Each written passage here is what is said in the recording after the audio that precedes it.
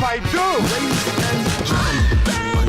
Covino and Rich. Are you ready? Honestly, how do I deal with you every day? Get ready. Turn on Dollar on the radio. Get ready. Whoa! Yeah! Holy mother nugget! And holy mother meatball! I'm the smartest man alive! You're so ridiculous. What? You're such a fool. Get out of here. Oh, I'm a disc jockey. What's a disc jockey? Turn it up. We're doing the show. Here we go. Covino and Rich. Let's go! All right, a Monday. Good day, good morning. Feels so good to be back. Covino and Rich and Spot. Welcome to our Patreon. Hope you had a 49ers sort of weekend. A Joe Burrow type of weekend. A Chiefs, Eagles, Bengals, 49ers sort of weekend. Action-packed football weekend. The Last of Us sort of weekend. Thank you for hanging out. Good to be back from Idaho. Tell you about that. Lots of random news. Lots of fun. Lots of interaction. The most inclusive, most interactive show on radio. And podcasting begins.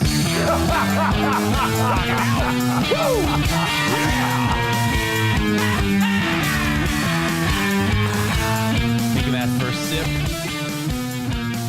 Woke up this morning, got some gabagool. We got a Covino and Rich mug at shop.covinoandrich.com. Damn right I do. Hey, gabagoo. Do you is the question. Gabagoo. Gabagoo. Thank you. Guys, let's do this. Hope you had a nice weekend. Hope you enjoyed your friends and family. Let's have a nice week. Getting ready for... Actually, you know what? It's like 3 weeks away from pitchers and catchers already. So I'm saying I'm starting to mentally gear up for football playoffs, but really Super Bowl. I'm thinking Super Bowl. Thinking a little bit ahead. But then I'm thinking, wow, baseball's right around the corner. So Yeah, before you know it. yeah, before you know it. So thank you for being here, putting up with us. Of course, we talk sports every day on Fox Sports Radio. Here, we talk life, butt cheeks, raw and real, baby. Let's go. How's your weekend, buddy? My weekend was great, man. I had a lot of fun. We had, what did we do? Saturday was the day of just lounging. I feel like it was really nice to just lounge. Lamping, like Lisa Lampanelli? I was lamping, son. But just what, honestly, I did what most people did the whole weekend, which is honestly lay around and watch football. And then I watched The Last of Us. That was pretty much what most people did all weekend. So Did you watch episode 2? I did. I thought it was the best one yet. But there's only 2. So. I didn't get to episode 2. So good. You know what I did, though? So good. You know what I did? You're going to laugh, man. By the way, if episode 1 of The Last of Us had you thinking, oh, it's good. I don't know. We'll see. Episode 2, now I'm like, when it was over, I had that sense of, oh, man, I wish I could keep binging it, which is a sign that you're really into it. So. Well, here's a reminder that I have to do myself, in fact. Anytime I feel like it feels like The Walking Dead, I have to remember to myself that the game came out in 2003. So the premise of this game actually came out before The Walking Dead show. Unless The Walking Dead is based on some other shit I don't know about. But it's a post-apocalyptic show about a fungus based on a very popular video game that I knew nothing about. But Pedro Pascal's awesome, right? He really is. He's fantastic. But the girl's the star. She's weird looking. I still can't well, my eyes, I feel like your dad. Oh, I know. Can't adjust my eyes. She's a little weird She's looking. peculiar looking. She can Peculiar is a nice way to put it. She can play that cop in the biopic. The cop that got, from Tennessee. She could, actually, when she gets older. When she gets older. I can't She's got a big head. But she's adjust to her face yet. Her little sarcastic, teenage vibe is so fantastic with Pedro the show. Pascal, It's good. The show, I thought episode 2 was fantastic. And you're right. It's not, I guess it's a zombie show, but it's not because they are zombies. It just... Anyone it's who's fungal based way into the game and remembers the storyline from the game are quick to correct me. It's like not a zombie show. Well, that's how they're advertising on every article. Should they say, the new fungus show? I don't know. Fungus. So I debated watching episode 2 And then you- I said to myself, you know what? I'll save it for today. I wanted something to Now look forward I'm to sort of tonight. jealousy, to be honest. Yeah, so I didn't watch episode 2, but I really liked the first one. So I'm sitting there like kind of lazy, and the games were all finished yesterday. I'm like, what am I going to put on? By myself, right? Oh, Sarah and I had 2 observations from last night's episode that have nothing to do with spoilers. Because this show takes place in 03, Yeah. like in The Last of Us, shit goes down in 03, and then they flash forward to 2023, and that's where the show is. So it's 20 years after when the shit went down. That is a universe where smartphones and social media never existed. So even when they fast forward to current day, it's not like a world they left behind had iPhones and Facebook and TikTok and Instagram. They're 20 years removed from a world that didn't have any of that technology. So Sarah and I were saying like, yeah, well, because they're staying true to the video game, but not necessarily true. Did you say smartphones? Because in 03, he had that piece of shit Nokia cell phone with the plastic cover on it that I actually had too. yeah, that wasn't a So smartphone though. that's where it ended. That's I not guess, a smartphone. right? That's a cell phone. Yeah. Yeah. So you see, what's his name in the show? Fuck it. I'll still call him Mandalorian. Mando. Yeah, he has that Nokia with the plastic shitty case on it because that's what people That had. he played Snake on. The second episode was great. And I think you're going to watch it and say, oh, I wish I could keep binging, but maybe there is something to be said about the weekly release.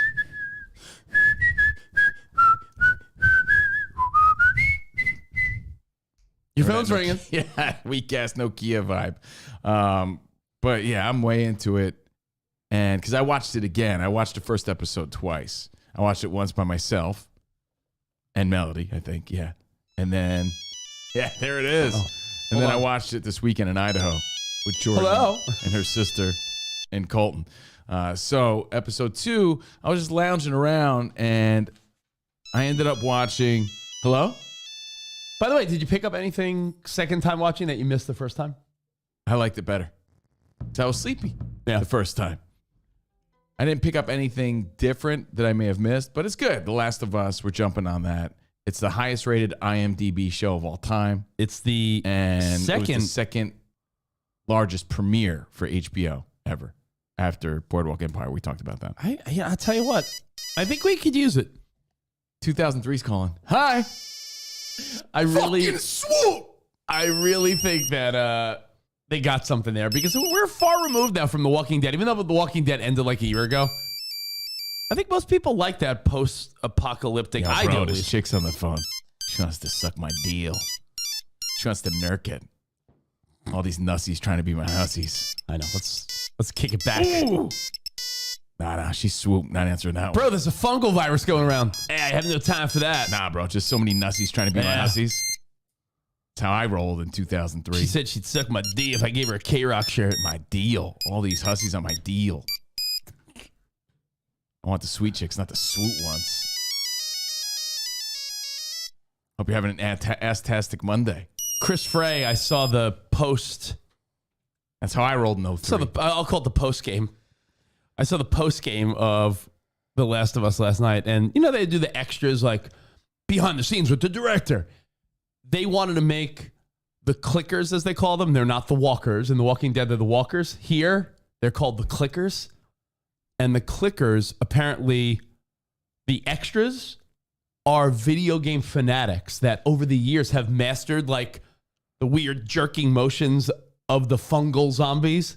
So they got like the gaming nerds to be the extras and the makeup people who are probably going to win some type of Golden Globe or Oscar or something for this will design it so to the T that You you should got have been like, on the show because you're a real fun guy. yeah. Yeah. Oh. But you learned some fun stuff last night about the show. So yeah, don't blow episode it. 2, you'll love it. I can't wait. So I was debating, watching it, getting a little sleepy because I traveled, and I did a double shot of Tito's on my travels. I put on Crossroads that Miguel calls up and bothers me about all the time. Oh, Covino. Yo, Covino, I'm telling you about those logos. You got to put on Crossroads. Crossroads. He's been telling me to watch this movie for how many years? I finally watched it. Like a good 10 years he's been telling me to watch this movie. I finally watched it yesterday because I had downtime. Yeah. Because, Melody doesn't come till this week. With Britney And Spears? Jordan's still in Idaho. That's what I thought. Crossroads No, with Britney? with Ralph Macchio, 1986. Nah, no thanks. And it's basically the same premise of Karate Kid, but instead of an old Asian man teaching him karate, it's an old black man teaching him the blues. It's really similar. And instead of Daniel San fighting Johnny Lawrence, it's like Eugene Thunderbolt, whatever his name is, the blues kid, fighting Steve Vai in a guitar off. And a young Jamie Gertz. Yeah. Oh, she was hot, by the way, Jamie Gertz. She was, but like, she is now like, I believe the richest. Yeah, she married a billionaire. She married a billionaire. billionaire who owns. Jamie Gertz is good looking. Well, she was in the 80s anyway. Hold on. But I finally watched it, and it was pretty good. It just ended terribly. But it was actually pretty good. And it surprised me that with the popularity. The Atlanta Hawks. Oh, yeah, that's right. With the popularity of the Karate Kid and Ralph Macchio in the 80s, that I had missed it. But it was decent. He plays a decent guitar player. But I finally watched it because I had nothing. Yeah, he wasn't bad. But it was very much the same Daniel-san premise. But the ending sucked. So instead of Miyagi, it's that cool black Yes. dude with a white beard teaching him the blues instead of karate. And he's like all angry. Like, Ralph Macchio's always mad at the old guy. so if it did better, Same you're vibe. saying, so you're saying if it did better, we'd be watching a spinoff of this now? Yeah, Instead of it's Karate so Kid? weird. And no one talks about it. So I give Miguel that credit. Like, nobody talks about that movie, and it didn't suck. The ending sucked. The movie itself was actually pretty good. It paid All right. some tribute to some good guitar rock. So anyway, that was my Sunday night. But again, it was all about football yesterday. Deals are made and legends are born. And there was a kid Finally they watched called Lightning Boy. Lightning Boy. He was searching for the lost song. You could be the first man to record it. For a piece of fame and fortune. Like Clapton did with Crossroads, the Rolling Stones did it with Love in Vain. I feel like he's just dressed up like Indiana Jones and Michael J. Fox. Like, I feel like I'm saying, like, there he's Indiana Jones. This is real They're trying to morph all the 80s Yeah, I shit. feel like they're trying to morph all, and that was, Jamie Gertz. Jamie Gertz is hot as hell in that movie. and there he looks like the dude from, when they're all in detention. What is it? He's a Mississippi Street. Breakfast Club. Breakfast Club. You know, the owner walked up to Willie, gave him $3 $100. No thanks. Sorry, Miguel. I liked it. Maybe if everything on planet Earth has been watched, I'll give this a shot. I liked it. Do and you get knocked on your I really did, but it was the same exact premise. It's his relationship with an old guy, but it just happens to be an old black guy. You know what? Not an old Asian guy. Maybe maybe there's something to be said. Like, you know how some people are good at a certain type of role? Maybe Ralph Macchio was good at Old guy. like connecting with like elders. Like, Yeah. Or they at least thought that, so they rolled with it. It's so evident in this movie because it's 1986, right after Karate Kid. But either way, I only bring it up because it's been going on for years where he calls up. He's like, hey, did you watch Crossroads yet? He actually sent me the DVD. I watched it finally. Jeez. And I'm here to say that moving forward, I just want to be called Lightning Boy. Steve Lightning Boy Covino. You're here That's to say what that's you're the really only reason I brought it What up. you're really here to say is if someone bothers you for years and years and years and years, I'll finally you'll give it. finally one day will When get to I it. have nothing else to do and football's over and I've seen all the highlights. So hope you had a nice weekend. Hope you had some time with friends and family. I hope you enjoyed a double shot of Tito's. A few of them, in fact. So I did that because I got to the airport yesterday and I wanted to watch the games. Yeah. I was there early, like Mr. Furley, and the first games have already started. I'm like, fuck. So I had to sit at the bar. I didn't want to drink yesterday, But I did. but I had to. So I sat at the bar and just waited, watched. And then I missed the end of the Well, you missed Bills nothing. game. I was gonna say but you I missed sort of you- knew. I felt Yeah, the pace of the game. I was gonna say you missed Joe nothing. Burrow was doing his thing. And when I got home, I was able to watch the Niners game. I'm Man, always- great weekend of football. I'm always fascinated by people's Super Vato Lightning Boy. That's it. That's what I'm going with. Super Vato Lightning Boy. would propensity be the word? Yeah, I used it. Remember? Fulfill your propensities. Remember that whole spiel I I'm went on? fascinated by people's propensities to just want to move along from someone when it doesn't go well, right? Like you said, in relationships, people are quick to want to move on. Dak Prescott. Get rid of him. Like, yeah, everyone's like, fuck Dak Prescott. The Niners defense is, I'm not saying it's the steel curtain of the 70s or the Ravens of the 2000s, but it's it, or the Bears in 85. But It's like the meat curtain of the 2020s. But the 49ers defense is looking like a legendary level type of defense. So what are you going to do? You're going to tell this guy he sucks forever because he lost to the best defense in football by far? Like I heard even Colin Cowherd's like, Dallas should be looking at drafting a quarterback. I'm like, drafting a quarterback? He's right, You though. just signed this guy for $40 million a year. I think sometimes you just got to chalk it up to, and even though he promised, he said that before. He's like, I promise you, we will win. You can't make promises like that, Dak. But you just lost. As I said to my dumb Met fan friends when the Mets got eliminated from the playoffs last year, I said, there's 32 teams in most sports, 30 and some. That means there's 29 or 31 teams that are unhappy. There's only one team that wins it all. So does that mean every other team should be like, fuck it, you all suck? I get it. There's only room for one winner. But should we go with the mindset of, if you're not that one winner, like, fuck you. Yeah, fuck you all. Yeah, Like absolutely. the Yankees didn't win last year. Should they be like, fuck all you guys? Win now business, man. I know, but... And Dak's had plenty of shots. So he's going to be a really high-paid backup But you know what the crazy part is? Take their chance on a Mahomes, sweet first-round quarterback. Mahomes, Burrow, Purdy, and Jalen Hurts.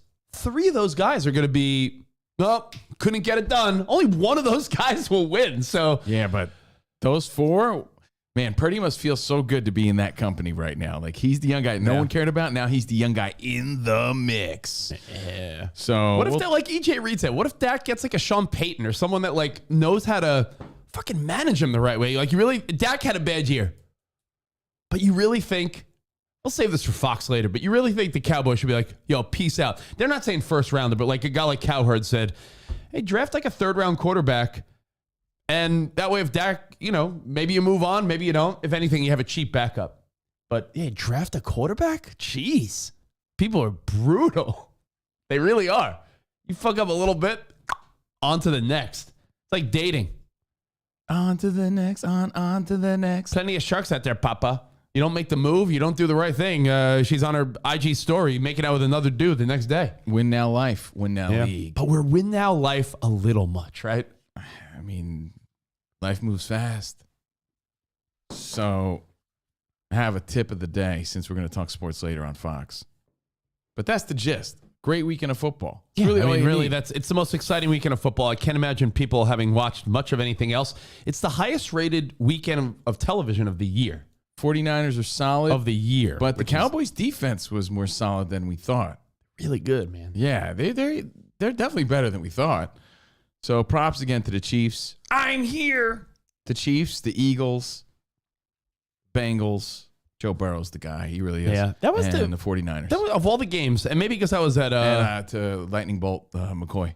maybe whatever because his name I is. watched the first game with some buddies. I went to Buffalo Wild Wings, and it had me think of a deep thought about food.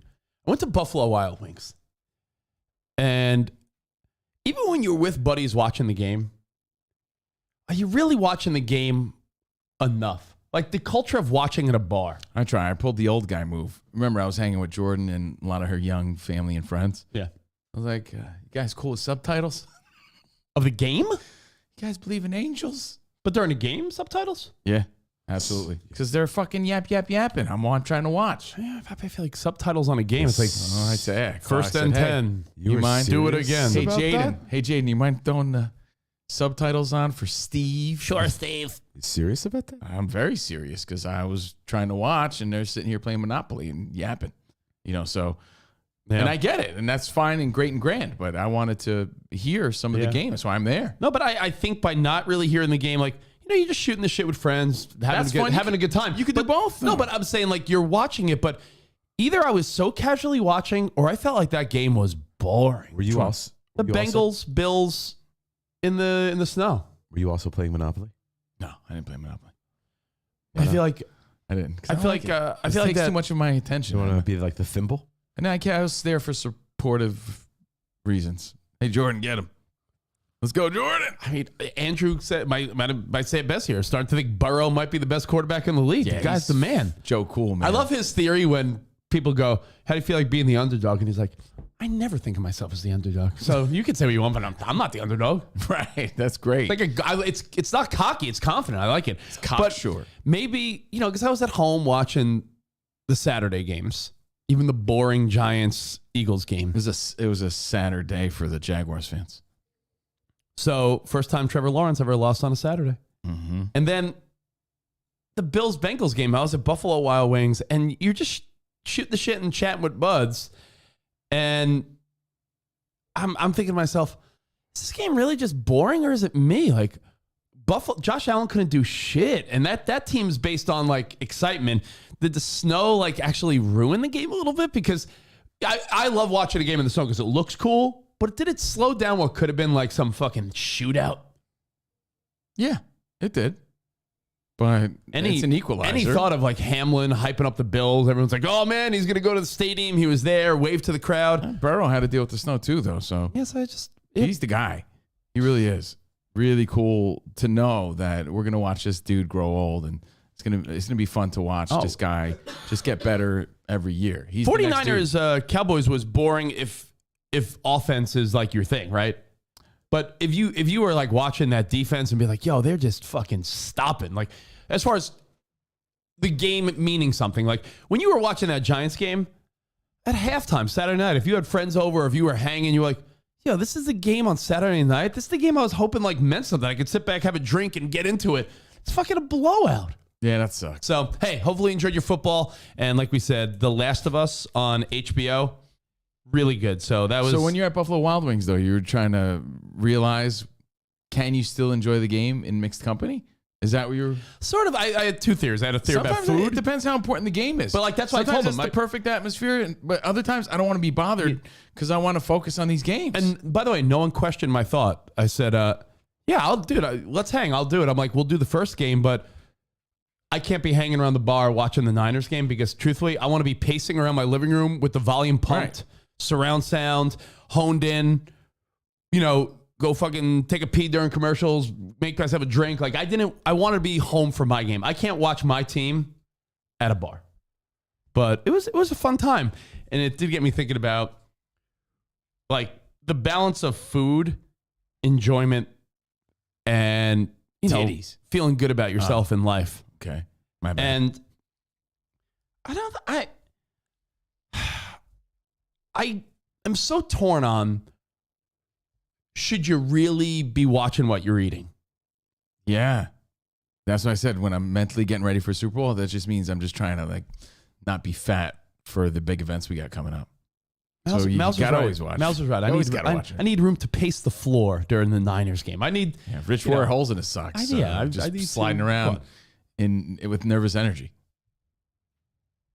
So to me, I'm really torn on it because listen, you could say it's because but I have case by case. You have a high metabolism. You're like naturally a skinny, slender fella. But there's a part of me, it's like something like that. You go to Buffalo, your buddies are like, "Hey, we're going to Buffalo Wild Wings to watch the game. Do you want to go?" Of course I do. That'll be a nice social little fun hang. Some of my buds.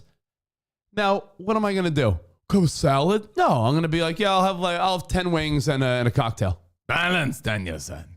Balance. But then I'm saying, is it ever going to be, unless you're like overweight and feeling shitty and sluggish and like feeling gross, shouldn't you enjoy these moments? Like, do you want to be the guy that's, "No, can't do it, can't do wings"?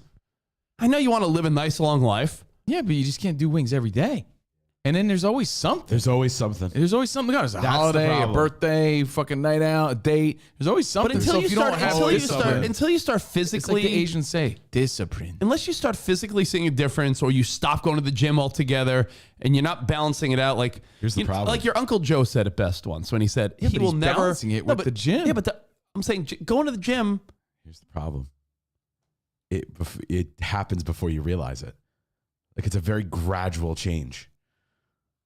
And then you're like, all of a sudden, you're just looking in the mirror and you're like, what the fuck happened? Yeah, I feel like, I know you're saying that, Spot, but I feel like I've never been like, oh my God, what happened? Like, I feel like anytime So you're speaking for yourself. No, but who else So can I then you speak don't have to. for? That's me. No, because you're like posing this as, aren't we crazy? No, because people see and feel that shit. You happen to be fortunate, so yeah, it doesn't matter to you. Enjoy your fucking wings. You know, maybe you'll get to a point in life where it does affect you. Right now it doesn't, so no one's telling you to put the wings down. But I'm saying, Richie like wingy. Enjoy the shit out of it. you know, Shove it up your ass. Enjoy them. If I were you, I'd enjoy wingy. yeah, I don't know. There's a part of me that's like, And I do, but then there's other days where I'm like, nah. And I hate myself, but you have to. I don't know. You see friends or family that put on weight, lose weight, do that. But there are a lot of people. I'm not the only one that you never really get that skinny. You never get overweight. You just sort of in your lane. You're like, yeah, if I work out or eat well, yeah, I might be a little more trim. But what do you do? Are you really having much fun if you're cutting out wings here or there or pizza or tacos? Like I feel like that would be a miserable life if you said no to all those things. I mean, talk to my buddy Mark who doesn't drink, right? Yeah. He will tell you, like, just because I'm not drinking doesn't mean I'm not having fun. I'm probably having more fun and more of life of the party than all. Yeah, I of you. doubt You know that. what else is miserable? It's the truth. People 'cause he's that already don't, lived that people life that and don't it's not drink. good for No, him. but I'm saying people that don't drink and say I'm having just as much fun. I never really buy that statement. But it's the same premise. It's like, I it's get a it. slippery slope for some people and not for others. So it's like, yeah, that doesn't work with me the way it works with you. AA has entered the chat. You know what else is not fun? Diabetes. It's true. You know what else isn't fun? It's like you got to set the groundwork. You now. know, a heart disease. I get it. Coronary artery disease. Trust me. Yeah, I don't know. I love the fun fact that Wilford Brimley, who, by the way, I heard his name 45 times this weekend because our little dog Theo either has a UTI or might have diabetes. Diabetes. So we're thinking about renaming him Wilford, maybe. So No, name him Brimley. Brimley has been That's brought a up great dog name. all weekend. It's funny. And then it makes me think of the Brimley. fun fact that he was like 40-something years old when he filmed Cocoon. Oh my God, it's insane. When he did those check your blood sugar, check it often commercials, 50 years old. What's that meme? Can you find the meme? Wilford Brimley, when he filmed Cocoon, he was supposed to be like, what, like 85? Or that was what a 40-something, 50-something-year-old guy was back then. I saw a clip of, oh, what's his name? Why am I drawing a blank? Comedian. Fucking loudmouth comedian. Don Rickles. He was on Johnny Carson. He was 47 years old. He looked like he was 87 years old. No, it's different time. We've talked about this. You see these but people in it's the also 80s and it's like, people who didn't make health a priority back then. They ate wings and drank whenever the fuck they wanted. They smoked cigars. They did whatever. So, yeah, if you want to live that life, you can look like Wilford Brimley or Don Rickles. It's up to you. The comparison. Remember the comparison? This was a few years ago, but Tom Brady. no, they showed Paul Rudd. And Paul Rudd was the same age that Wilford Brimley was when he filmed Cocoon. Was it 52 or was it, what was it? I forget. I'll find out right away. But like, see, Paul Rudd and Wilford Brimley are the same age in these photos. Damn. Is that Andy Reid or Wilford Brimley? We should do a game. And the one, what is it? The Blanda and Tom Brady one from a couple of years ago. it's People craziness. age different. We talked about it. Yeah, but but back then they didn't give a shit. Oh yeah, 52. That's why. So 52. Wilford Brimley was 52, and he was the old guy with Don Amici in Cocoon in an old man home. It's craziness. Well, like he's like all the Golden Girls were in their 50s and 60s. Isn't Like, there it some seemed like they were 90? But my point in Isn't bringing there that up some, is health wasn't a priority. They did what they wanted, which is what you're preaching right now. Isn't Not there, everybody can do that. Isn't there some meme or stat about how the Golden Girls and the women from Sex and the City are around the same age, but we look at one of them as like old biddies in Florida and the other like, I'm in New York City, fucking dudes. And the other one is like, you know, they're in a retirement community. Yeah. The Golden Girls and I think the Sex and the City girls, there's some like crossover reference. Like We know now that Maybe you now. need balance in life. Maybe now. No, when they redid the movie, I'm saying. Like Oh, when they yeah, did yeah. like the Sex and the City movie, like the one a couple years ago, the reboot, they were like, yeah, they're the Golden Girls. So you could keep eating wings and margaritas, but you're going to look like Wilford Brimley. Or you could have a balance in life and look like Paul Rudd. You know, I guess you just want to live longer, you know, for your kids. So there's a part of me that's like, that's the only thing where you're like, I want to live a nice, longer, healthy life for my kids. But the reality is, Diabetes. That guy's 40. That's the reality. Diabetes. That guy is 40. Diabetes. Cocoon, great movie. Diabetes. So It's funny, that's no why one's saying don't enjoy your wings. You just got to pick and choose your battles. Diabetes is coming for you, Rich. But what I'm saying is, I never said I'm anti-wingy. Oops, sorry. but what I'm saying is, you look around Diabetes. look at a place like Buffalo Wild Wings or a sports bar or something. Every single person there, go to New York City, a crowded sports bar. Every table has like loaded fucking tots or nachos or some shit. Everyone's Yeah, that's eating why and drinking. this country's fat, dude. Open your eyes. You're like you've grown accustomed to like fat people, basically. Like everyone you look at is out of shape and fat. 90% of them, and you're just used to it. Everyone at Buffalo Wild Wings, 90% of them are fat, guaranteed. There's a good chance you're right. I think when We're just used to it because we're Americans. Fat American, fat American. He was a fat American. The moderation, Jen Brown. You're right. And you do talk about eating fast food a lot. I know you don't eat it every day, And Rich has an extremely high metabolism. I eat it every single day. but you do talk about eating it a lot. What do you want to talk about? The night Sarah makes meatloaf? Is that exciting? I love meatloaf. I would love to hear about Sarah's meatloaf. Or some fucking casserole or some something on the barbecue? Like, Let's hear about that casserole. Is that exciting? I just Sorry, don't think, my Nokia phone from 2003 called me. Yo, let's hear about the casserole. Oh, Sorry. oh. Sorry. So That's it. you were thinking about the balance I of was just sports, thinking about how food, like the and other life. day you were saying how like, yo man, like I feel like every time I talk to you, there's Hey, dude, some if reference. I didn't have these ways about me and thoughts, I'd be fucking out of the game. I'm at Fox because they think I'm young. And they think I'm fun. I don't think that's why you're there. part of the reason. But it's part of your If I appeal. fucking let myself go and didn't worry about this Diabetes. shit, I wouldn't be sellable. I'd be some fucking an old fuck who didn't make it. I'm still trying to make it. Yeah, they just sold a big contract for Covino Rich on Fox. Diabetes. And we're the only show they chose, which makes me think it is because it's like a younger man's product. Yeah. I'll tell you about it later. Yeah. Oh, But it's all about a balance. We talk about it all the time. But if you're a guy like Rich, who, if he didn't go to the gym, would probably weigh 160 pounds, then it doesn't matter as much. You'll never understand. Yeah, it doesn't matter as much. Oh, Sarah made meatloaf muffins the other day. They were fantastic. You'll never understand. It's like that guy. Remember that guy who like shit on me because I was posting gym selfies? He'll never understand. You'll never Yeah, but understand. he was right. He was right. You were thirst traps. trapping. You were Yeah, thirst trapping. you were lying to us the whole time. No, I actually was. It was before Yeah. anything. It's when you've been at the bottom, you appreciate the top more, or towards the top. I Like thought you've you were never- at the bottom. It's funny. You've never been a fat guy, so you don't understand. It's a difficult thing to avoid because it's so much hard work to not be fat when you have the propensity to be fat. Yeah, like when I teeter on, like I'm starting to feel like I'm getting fat, I feel my confidence level goes to zero. You'll never understand it, Rich. Zero. I hate myself. And then I gotta like get back on track. Eat your wings. Get back on track, get off of my back. So Eat I your get back wings, on Rich. track, and I do that all the time. By the which way, isn't healthy, I don't but- think eating healthy is a waste of time. I think it's boring conversation. Like, be like, yeah, we're at the bar having nachos. That usually leads to a better story than. maybe that person was fucking divulging the day before. But I'm saying what do you that expect them to do? Well, you know, You're hating on the person who's like, nah, I choose health. I just don't know. I'm saying I just don't think many great funny stories on our show usually start with. But if you're and enjoying Sarah your made wings, the meatloaf. Hold on, but if you're enjoying your wings, what do you care if Carl's enjoying his salad?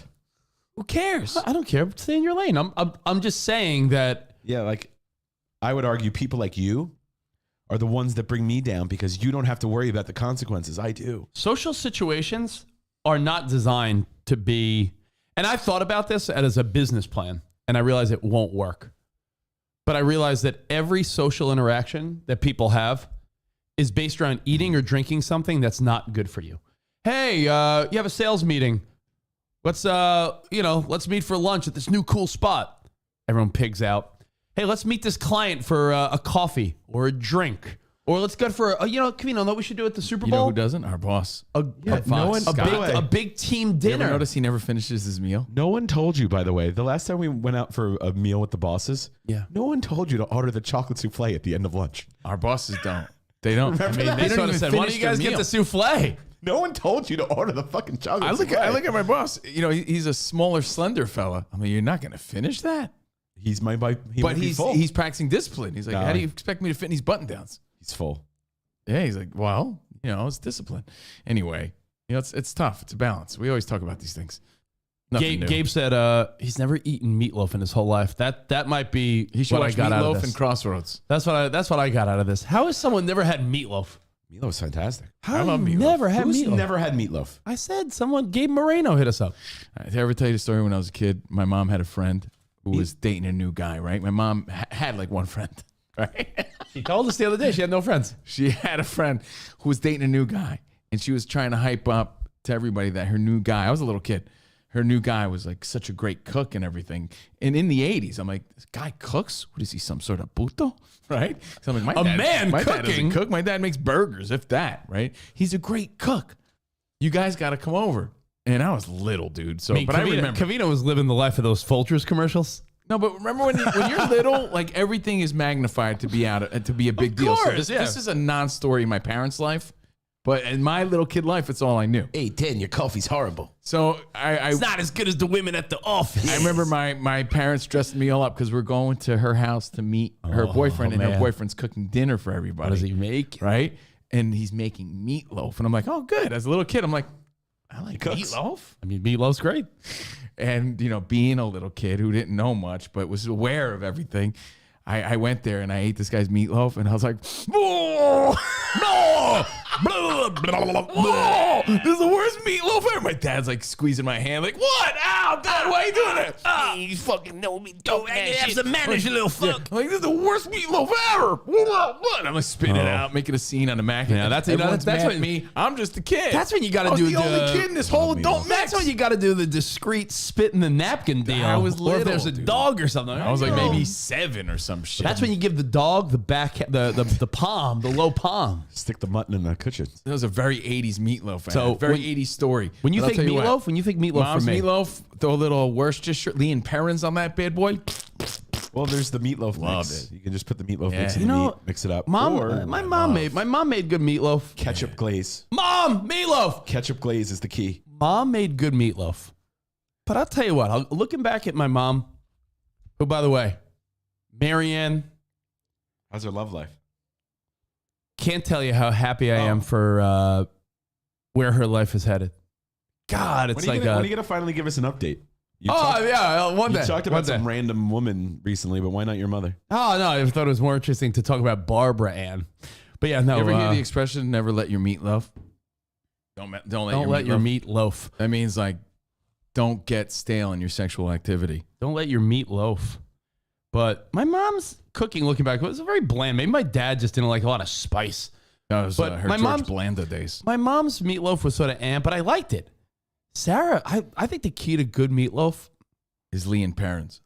onions, really and is. That onions.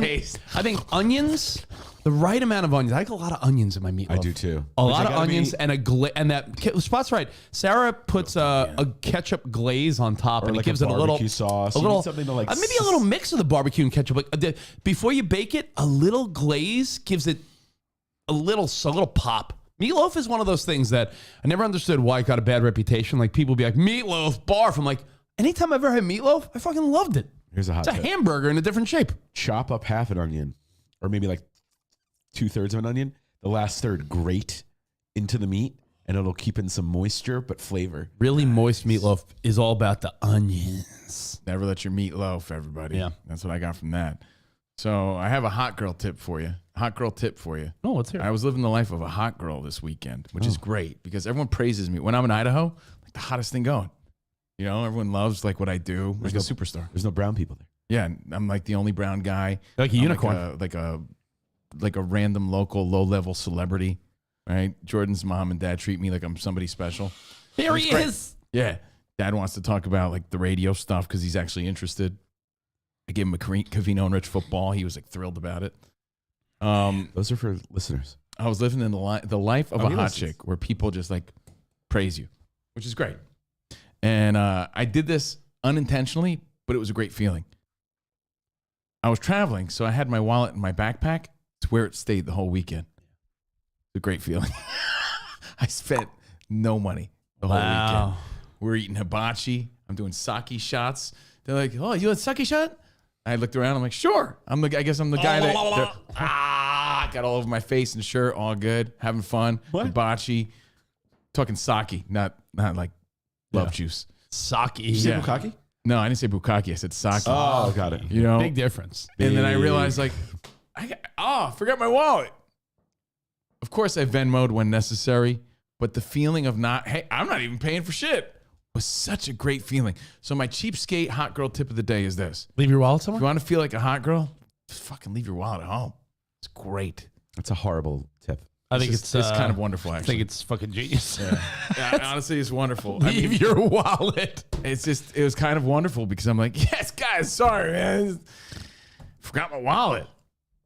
And I think, of course, in my mind, I was like, I'll Venmo you later. But the feeling of not having to pay Colt is take care of something that everything. we are so like removed from.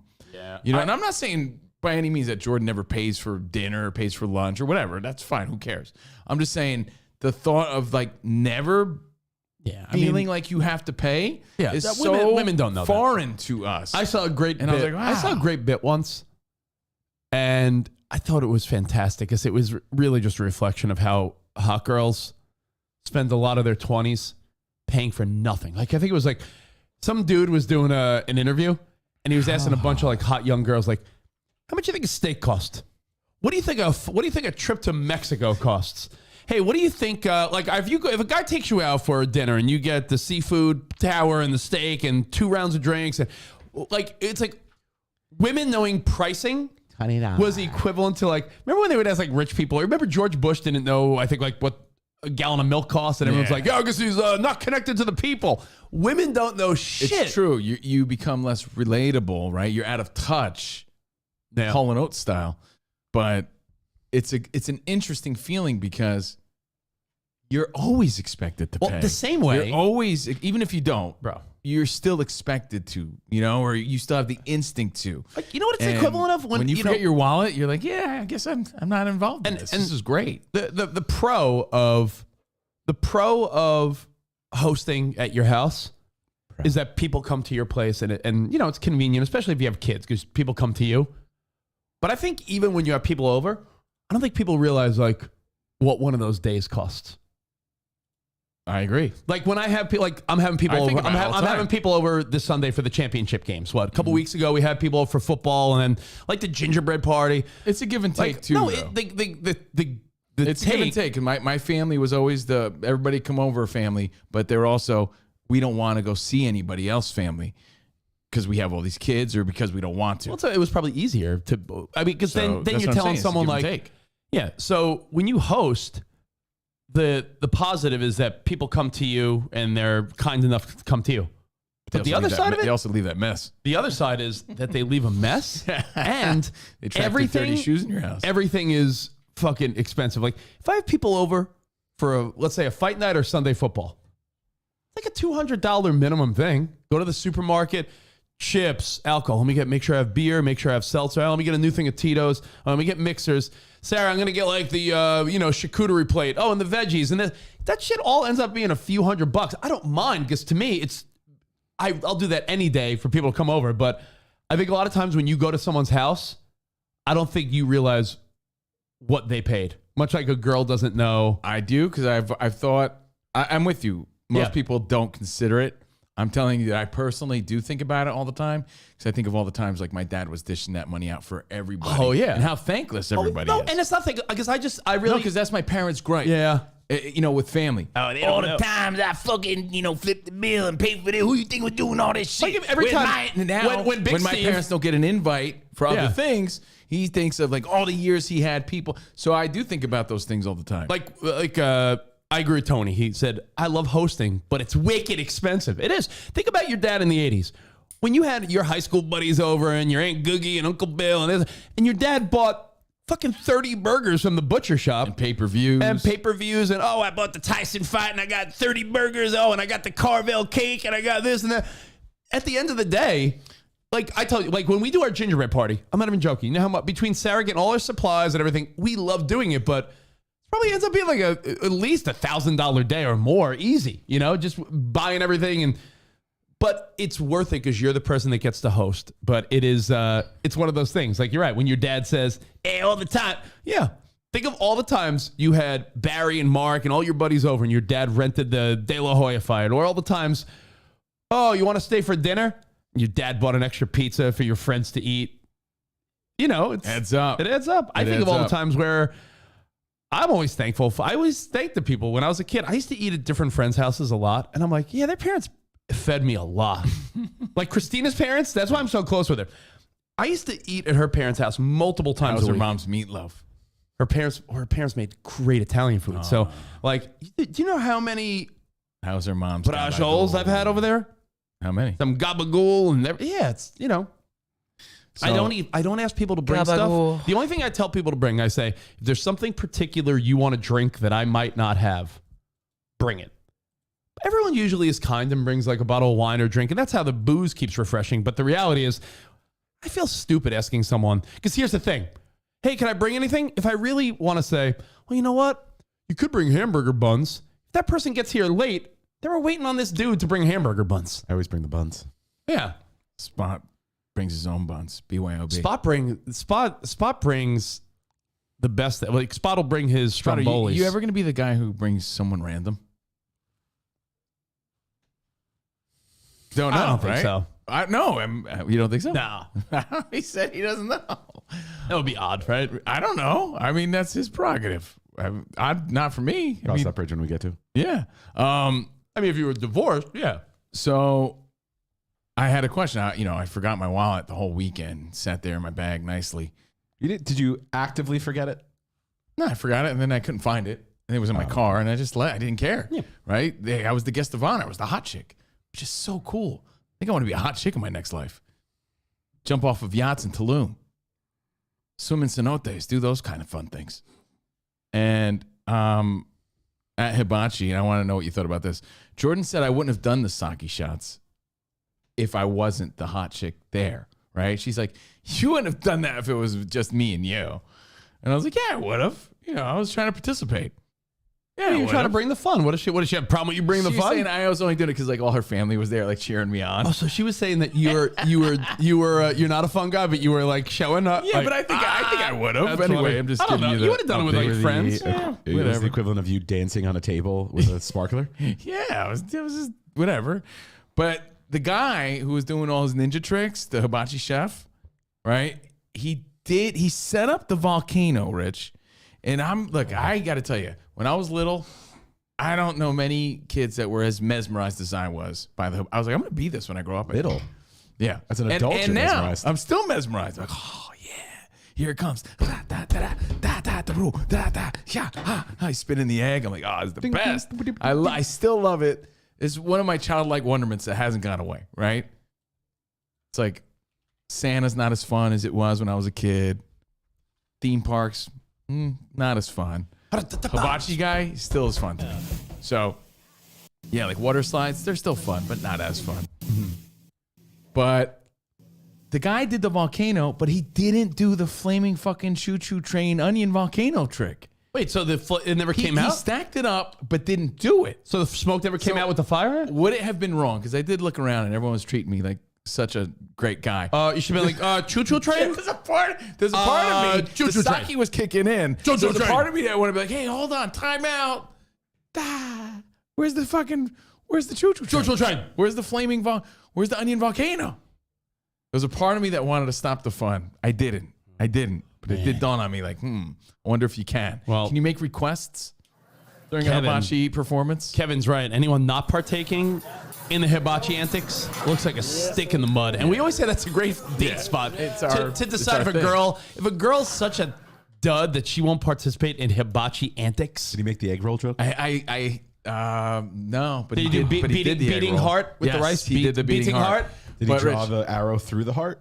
With the sesame seeds? My girlfriend Jordan, That's a good one. God bless her, she's a great person, but she's a cheapskate. She's frugal, very frugal, right? They came up to me and they're like, what would you like? I'm like, the chicken steak combo, right? No. He's like, you want the filet mignon? Yes. Yeah, of course. I'm not paying. I'm the hot chick. Yeah, why would you not How, get the how filet- much extra? $10 extra? It's $3 extra. Yeah, I get it. I'm like, better believe it. Jordan's like, you sure? I'm like, Yes. What do you think you are? Yeah. A pauper? I can handle $3. I deserve You do get less. the filet I mignon. feel like you get less meat, But it's better. but though. it's better meat. Live the life of a hot chick in your next life. That's all I'm trying to Double filet. remind you of here on the show. The end. I'm trying Have a nice time in Idaho. Thank you all. I'm trying to decide two things. Did you have it cooked well? Yeah. Damn, I did. Damn you. Might as well have just gotten the regular Dude, steak. Bobby Brown, bro. That's where Why does it bother Might as well you? have just gotten the No, regular but that's steak. where then. I would roll my eyes. does it bother you? That's why, while I want to roll my eyes at Spot, he's right. The reason to upgrade the steak is for the better quality. But if you're going to get it well done, I got medium well done. Medium well. you're making strides. I can't argue with that. One day you'll get to medium, and you'll be Maybe like, "What was one I day. doing?" One day. One day you'll have sushi, and you'll be like, But "What be was a I? hot chick. What was Be I a hot missing?" chick, everybody. Hot chicks love sushi. Yeah. Be a hot. One day I will. And One day. medium rare meats. So I'm trying to decide. I so badly want to take the kids to hibachi, but I think Ben's still a little Do too you make young. requests though? Because Ben's Like, hey, do you got the ketchup trick? Show my kids. the bottle with the string. Oh, gotcha. Haha, very funny. I just think that Ben wouldn't know not to touch the hot thing, and he's still a little too young. I feel like I don't want to. Might have to go with Emmy a little. Maybe we'll take our daughters. Maybe we'll do something like that. Like a little Did he make the Japanese Coca-Cola joke? Japanese Coca-Cola with the soy The sauce. soy sauce. If guy's he did, I might have been like telling a joke in that point. Did he pop the shrimp tails in his hat? Yes. Okay. Yeah. And he, So threw I broccoli and want to everything. take Emmy, but They weren't wasting shrimp. They were wasting broccoli. I don't think Ben is ready for hibachi. However, I was hitting him up to find out how much it was because he Not said bukkake spot. Hibachi. Hibachi. Yeah. Thanks. Yeah, I got it. he told me that it was reasonable. Because I'm thinking about doing this. I want to know what you think. Because you might be like, yo, bro, if you do this, fucking baller. Baller. Talk to our buddy Nico. Not Nico like a Panettone. Our buddy Nico, our radio bro, who lives in Phoenix. Who I would like to, we should probably get together with Nico for a little lunch or dinner or something, right? I assumed we were. Wait, when's he in town? He lives in Phoenix. Oh, yeah, for the Super Bowl. Yeah, of we're going to course. be there for a week. So I was like, yeah, we definitely got to be doing something fun with Nico. Or I was still trying to think of Nico, our former associate producer's name. Nico Campanile. I like it a panettone Campanile. campanile. No, there was, Nico? there was another part Nico, I of it. like it a panettone campanile. Nico, I like it a panettone, something a campanile. Wasn't it? Campanile. Nico, I like the Panettone. Gabagool, Gabagool, prosciutto. Nico, I love the mozzarella campanile. I forget. Yeah, something like that. I forget. But anyway, go ahead. Yeah, of course. Our other buddy Nico in Arizona. Go ahead, continue. Our buddy Phil Necro is married to a woman with like a fucking family. Like I have a sister-in-law and a brother-in-law and a couple nieces and a nephew. And I got family on my wife's side. Sarah's dad, I love him. Dave, her parents, her mom and stepdad. But it's pretty contained. Nico's wife, Dana, has like, what would you call it, Spot? Like the most large, loving, overboard, ridiculous, like mix of what? Like Greek and Puerto Rican. They're a mix of everything, right, Dana? Yeah. I'm trying to think. There's like something in there that I. But anyway, when they come visit Nico, like they invited the family out to Phoenix. They're not Armenian, are they? No. I feel embarrassed. I don't know. Sarah would know. But they had like, Nico's like, yo, I'm hosting family. I was going to go away with Nico around the holidays with the kids somewhere. And he's like, dude, it's just too much. Too much. Like, I need a break because I think like 20 members of her family were like visiting Phoenix. Like they had parties every night, dancing in the yard. Like half of them stayed with them. It was like, it's like, you ever see My Big Fat Greek Wedding where the family's a lot? Do they have a mechanical bull back there? 'Cause Might as well. I've seen a family do Might that. as well. But you know what Nico did? And he's like, yo, bro, it was not as expensive as you thought. He's like, you got to do it, bro. The hibachi guy that comes to you. It's like, this guy came to my house, set up the grill, and brings all the meats, brings everything. And he goes, they set up, like, they have like a version of that table, and they set up everything. And they do it in your backyard. And he's like, I think he said something like it might be $80 a person, minimum like 6 to 8 people, like something not crazy. Where if you had like 20 people, like 10 to 20 people over your house, be like, yo. Is it endless meats? I don't think it's endless meats, but it's like very similar to the restaurant, but it's just like flat rate, $80 a person, but minimum like maybe 6 people. This guy comes to your house, sets up the grill, and does all the shit in your yard and entertains your family. And I'm like, is that a baller move for a party? No, it's dope. Because I feel like I when don't we think it's baller, like meaning extravagant. I just think I think it's like a move. cool move, Yeah, right? yeah, And- super solid. And I was thinking like our pal Marie Menounos. like anytime Jose has a party, brother, he has taco trucks come and they make it there. Which yeah, is fucking I'm sure you dope. got some type of deal, like $1,000 tacos all night. It's super dope. I mean, it's not expected. I don't necessarily think it's overboard either, but I think it's super solid. Like, wow, that's dope. I think Maria at one of her parties a couple of years ago. Remember, she had, was it In-N-Out? Yeah. No, Shake Wasn't? Shack. Shake Oh, Shack. yeah. Shake Shack. She had Shake Shack I ate at her holiday party where I ate at least 5 of those. Instead of like trays of food like the previous year, which was great, in her backyard she had a whole setup where it was like Shake Shack employees making the Shake Shack menu and be like, yeah, I'll have a cheeseburger and a side of tater tots. That being said, they cut it off too early because then everyone was like ravenous for whatever was left. Yeah, it was a cool move. I mean, I think that might be like, listen, if you got the money to spend and you're having a party, having like the hibachi guy or someone come to your house, that's pretty cool. That's like I think that's a pretty sweet move. I love it. So hey, just something to think about. I hope he does that when we go to Phoenix. Armenian, Sarah said, Spot. Armenian, David. That's Armenian and Greek. Or Armenian. Armenian. I said that, didn't I? Yeah. Isn't that what I said? What'd I say? He said Armenian. I said Armenian, right? Yeah, I you did. Spot was Okay. right, yeah. I thought so. Trust me. So, yeah, we're excited about Phoenix. And now I'm even more excited that Nico got a hibachi guy on standby. So we'll be there for the Super Bowl, bringing the fun to you from AZ, I guess. Lots of rando news today, but I have some other like random shit to talk about. Something that Rich brought up that I'm sure he forgot, so I'm going to ask him about it. Please do. But I'll mix it up real quick. What are your thoughts on a nice digital watch? I think everyone should have one. But not digital even watch? like an Apple Watch, like just a regular. No, watch. not at all. Not I think at that's all? ridiculous. I'm in the market for one. I think that's the stupidest thing I've ever heard. Okay. A digital watch, like a. I mean, Or maybe like and then by the way, in my bringing this up, I'm thinking like our watches will they be just gone eventually No, because we rely they're a, solely on our phone or no, people it's still a like jewelry piece. I think the if you- classic timepiece. bro, if you're gonna get a watch, and I'm Yeah. not a watch guy, so I'm speaking from just my opinion, right? Well, when you see the one I get, you're gonna sweat it. I so. think you either have a digital watch because it's your Apple Watch and you switch out the bands like Covino does, and you got a multiple bands and you make it all sassy. Some girls bling it out with fancy fucking glittery bands. Or, if you're a grown man, you get you maybe one day get a Breitling or a Rolex or something ridiculous, or like a nice Nixon or. Also Nixon digital watch. But I think digital. If you're gonna go digital, that's your Apple Watch. I don't know. I got it, but you can't fucking like be careful. Like, you have to bring a charge. See, this is not the No. one. Hold on, this is not the one. right, well- This is the one I returned. Oh. I'm getting it. No, see, I'm not going to share the one I'm getting because I don't want anyone to swagger jack me, biting my steez like Rich in my sneakers. So that's the one that I returned, but that's the sort of idea.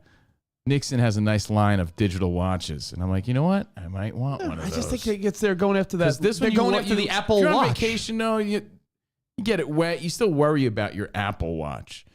You get a nice digital watch that's waterproof.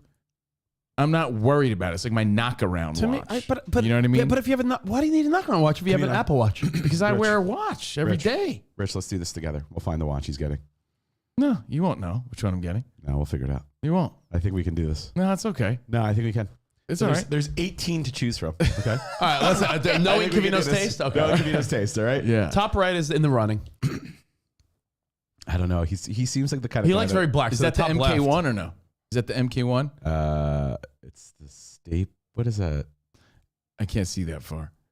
I can't. But see I, that one. I will tell you Too basic for him. too basic. that I like the retro feel of it because I'm an 80s kid. Let's see. And I like something that just tells me the time The one on the right. and something I don't have to worry about. This one? No, it's The too, like- Regulus? no, it's too Casio-ish. I think he wants the second one in. Yeah, like I want one I could wear on It looks vacation. like a Casio or No, something. For I'm example, gonna I'll guess, be in Hawaii, I'm gonna guess right? this one. I got to bring You my want Apple something- Watch and the You want charger and something with everything a little else. Flash. Yeah, well, No.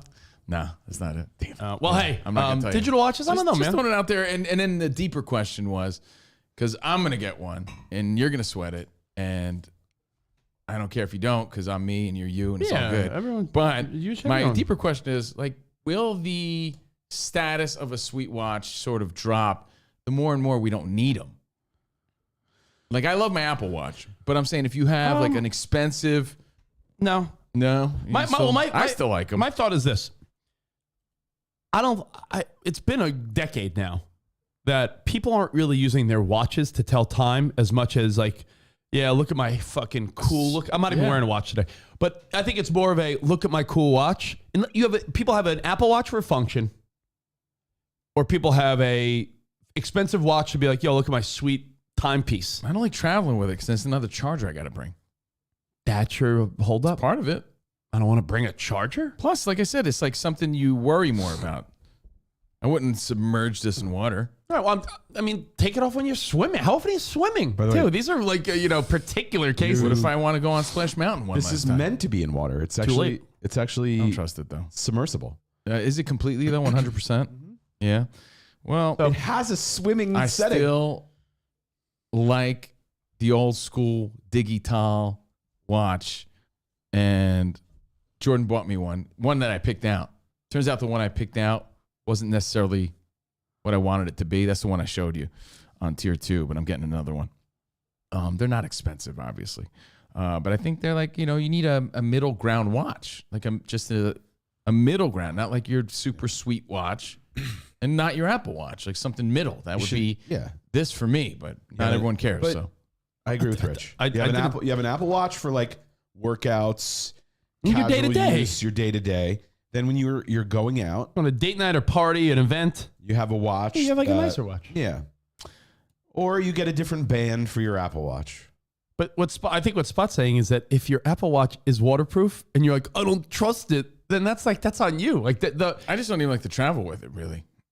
Like I said, just Why not having it then? because sort of my everyday, day to day. But then I need a middle ground. But I also then what do you got? switching What do you up got? my What do you got? watches. Your man bag and all Like, your I'm pockets talking for to two then? guys who don't even care about their watch. So I wear this all the time. yeah, but I don't want to wear this all the time But I wanna won't even- switch you it said, up. Like you won't even wear it traveling? That makes no sense. because then I got to bring another charger with me. I like to be minimal. You have a man bag. So Pop it in there. anyway, forget Good it. place for it. I'm in the market for one. Will they go away?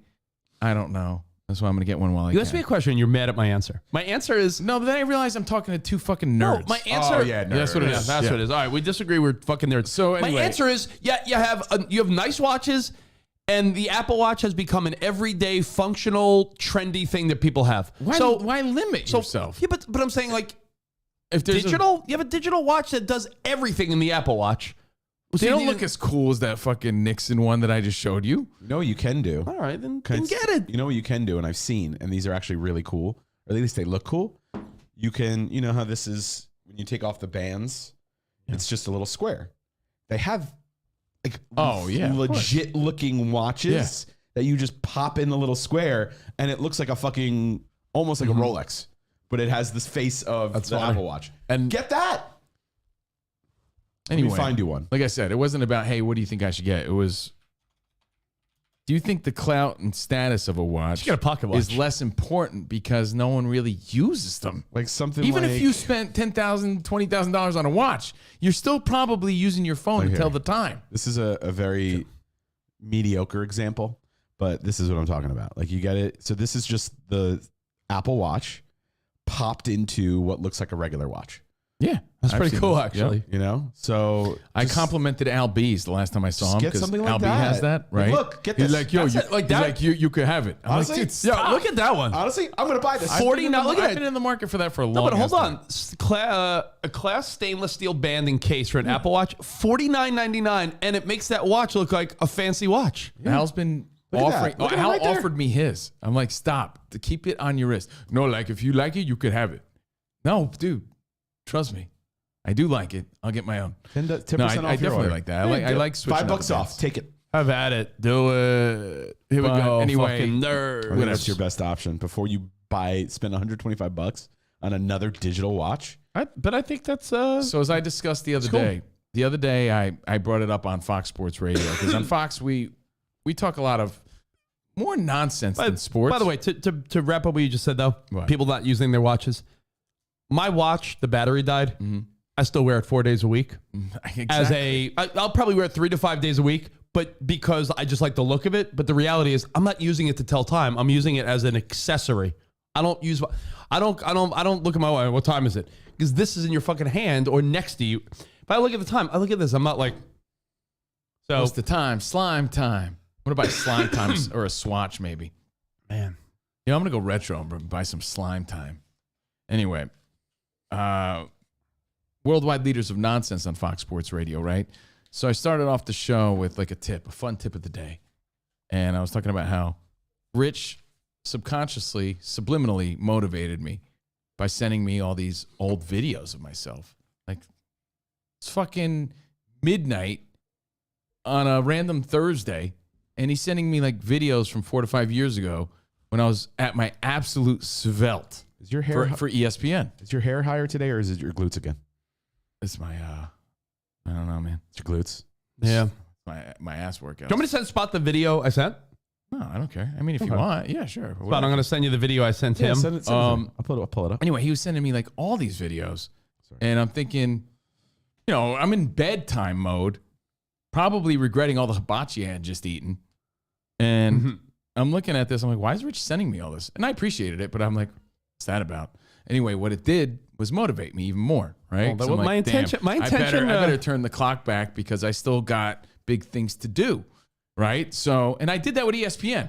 Prior to ESPN, I felt like shit.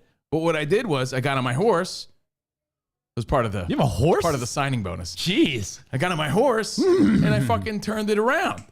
So that's going to be my mission again as we approach bigger things, big things afoot. And, Rich sent me these things and they motivated me. I asked Rich, why the fuck did you send me that? Not out of like a mean place. I'm just wondering. Before I tell you why, I'll tell you why. I found a bunch of, I emailed you the video of Covino, but I found a couple other hidden gems. Spot, I found a picture of you and I that Covino says he's seen, but for the tier 2 people, early days of the Spot and Dickie friendship, a picture of us at a club night at Webster Hall in New York City, likely 20 years ago. This is probably a 20-year-old photo of Spot and I doing a broadcast together at Webster Hall. Easily. Yeah. 20 years ago, broadcasting live from definitely Webster Hall, right? I think that was, yeah.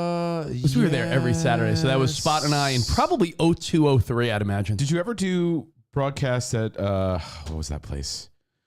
The place that Bam Margera's uncle owned. Cadillac Bar? No. It was like the That was probably Webster Hall, big nightclub in New York City. pig. Piggly Wiggly? No. So anyway, I'm not trying to rehash the same conversation, but I said if you ever want to like motivate somebody, even unintentionally, Was that to motivate me, by the way? send them some shit where they looked like their best, right? At their prime. And, it's that whole conversation that we had on Fox. But I did then ask, why were you sending me all this shit like in the middle of the night? Not that I minded. I thought it was fun and I appreciated it. But I'm like, what was that about? Oh, because I sent Covino this video, the one I just sent, Spot. Let me give you the progression. I sent him this video. Did it not send? No, I got it. No, I sent you this video of Covino in the makeup room at ESPN. But this was right in the middle of your keto days. And I didn't send it to be like, look how skinny you are. I sent it because know you we were didn't. laughing in the, Right. So, I'm getting to the real point. I was telling you Oh, yeah. how I felt. Yeah, so here's Covino at ESPN roughly 3 to 4 years ago. This is 4 years ago. Yeah, this is like 2019. Yeah. With our pal Fabi, the makeup girl, Janelle. That was. Yo, Fabi, what is he doing? Is he tweezing? Oh, you tweezing, bro? Come from a guy who just has microdermabrasion tomorrow. Oh, my God. So, I'm looking at this. I'm like, damn, I was fucking svelte. But again, I weighed like Yo, Fabi, what is he 170 pounds. doing? And like, kind of like hungry, to be honest. So there I am then. And I'm like, all right, well, he motivated me. So that's good. I'll make a little mental note of that. But then the next day, I'm like, what was that about? Well, the next day, and this is where the conversation. No, the next day I sent him. You also had a tighter haircut. Spot. I mean, it's a different haircut. Spot. Look at the. I'm not trying to look the same. Would you like me to put your mouth over Spot, your look old at the photo look so look it at looks the like your old self? No, look not at really. look at the TikTok I just sent the CNR text, because then I sent Covino this right after I said, "Hey, look at you 4 years ago," and then I sent him this, and he thought I meant something by it, and I was like, "No, dude, this guy's just a great dancer." What? Remember I sent you this, and you're like, "Yeah, bro." No, I made that joke. I said, that's how I feel after all the pizza. That's you and Layla, right? Yeah.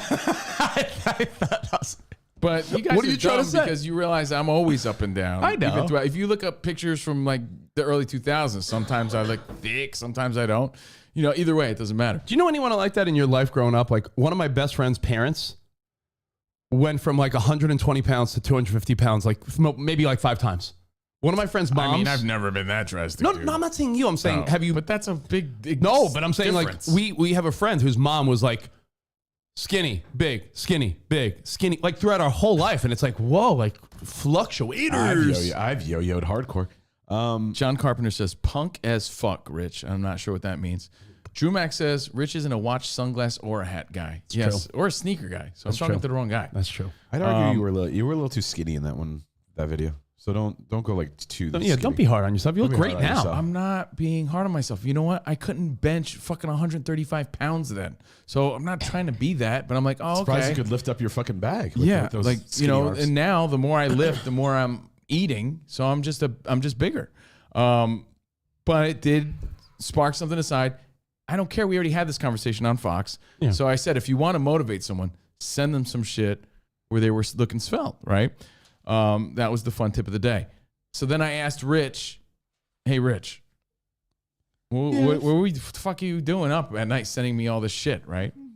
And nothing. Yeah, by the way, Dirk says I look better now. Thank you, Dirk, because they're quick to want to show that, to prove that sort of point. I just said you look too. Anyway, you look too. me now would have twisted that guy into a pretzel. That's the truth.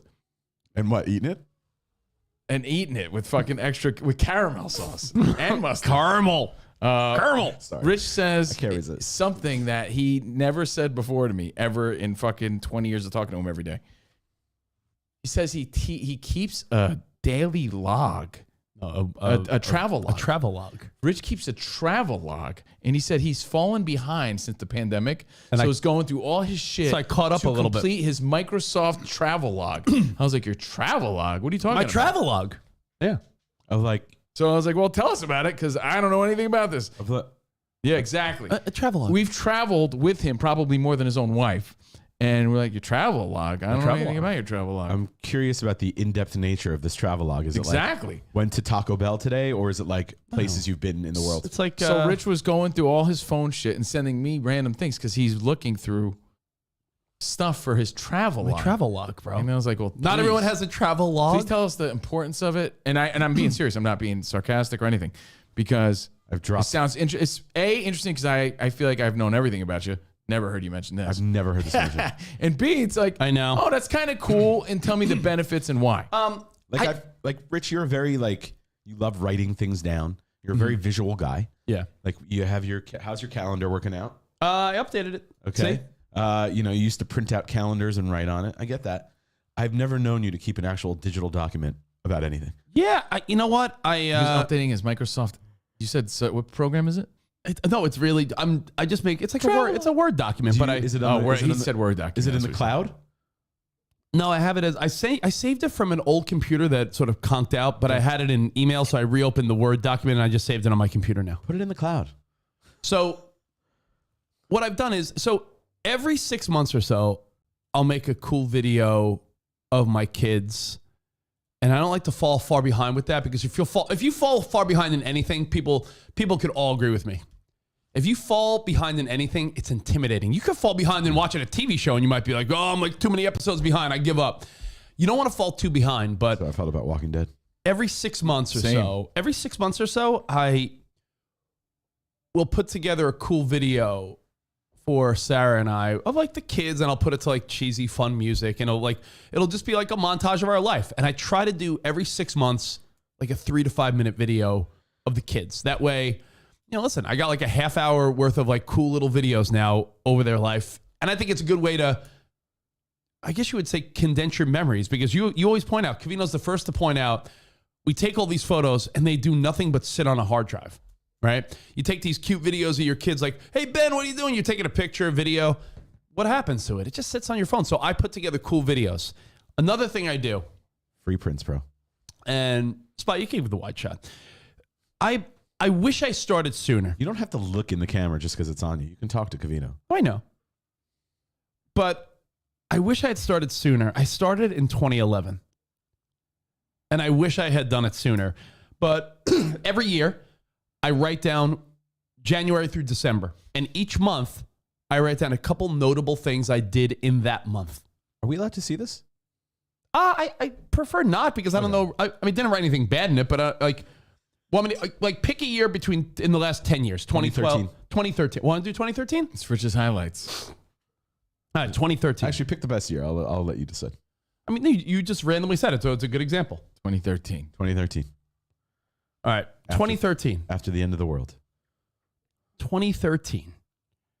We had New Year's Eve at our place, had a game night, and hung out with our friends. January. Sarah went on a cruise with her friend Julie to Belize and Cozumel. I went to Atlanta with our buddy Paul for the 49ers championship. February, Covino and Rich and Spot take a trip to New Orleans for the 49ers Ravens Super Bowl. I went to San Antonio and Austin for weddings. Big year for the Niners. Yeah. By the way, did you know he logged his life in this way? I did not have that weird? March. This is the weird. Not weird. No, you're not weird. It's just weird that we didn't know it all this time.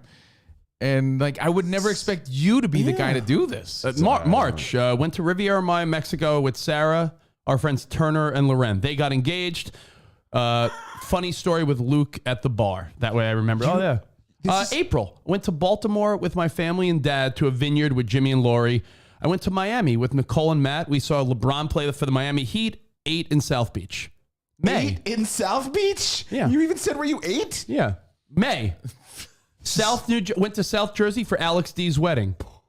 Covino and Rich went to LA for a broadcast. Sarah came with me and we did the show in LA. 2013. June. DBC 4. San Antonio with Sarah. We went to San Francisco and Sonoma with my high school friends. July, went to Chicago and Milwaukee for Jimmy's bachelor party. I went to Austin with Sarah. My grandmother visited. I went to the All-Star game with Covino and Spot at Citi Field. Home run derby. Spot almost caught a ball. That was a good year. That was 2013. Almost caught a ball. It's even in there. Look at that, bro. August, I went to Atlantic City. I made the diary. August, I went to Atlantic City with Spot and Kristen for a great weekend. Spot and I didn't know if we had to pay the bill. Oh, that was at Repville? I went to Austin and floated the river with my buddies Sean and Matt. I went to Denver for Hits 1, Portland and Seattle with Nicole, Kid Kelly, and the crew. September, we got Piper. Covino brought her from LA. I went to the Outer Banks for Jimmy's wedding. Sarah went to Texas. I went to San Francisco and Phoenix for Hits 1. What a year. October, Covino and Rich debut on SNY. Wow, October 2013. I went to my buddy Walter's wedding in LA. That was season 2. I went to Texas for our friend Loren's wedding. Halloween, Sarah was Miley, and I had 3 different costumes for SNY. Covino was not there. Oh, that's right. That's when you went to LA.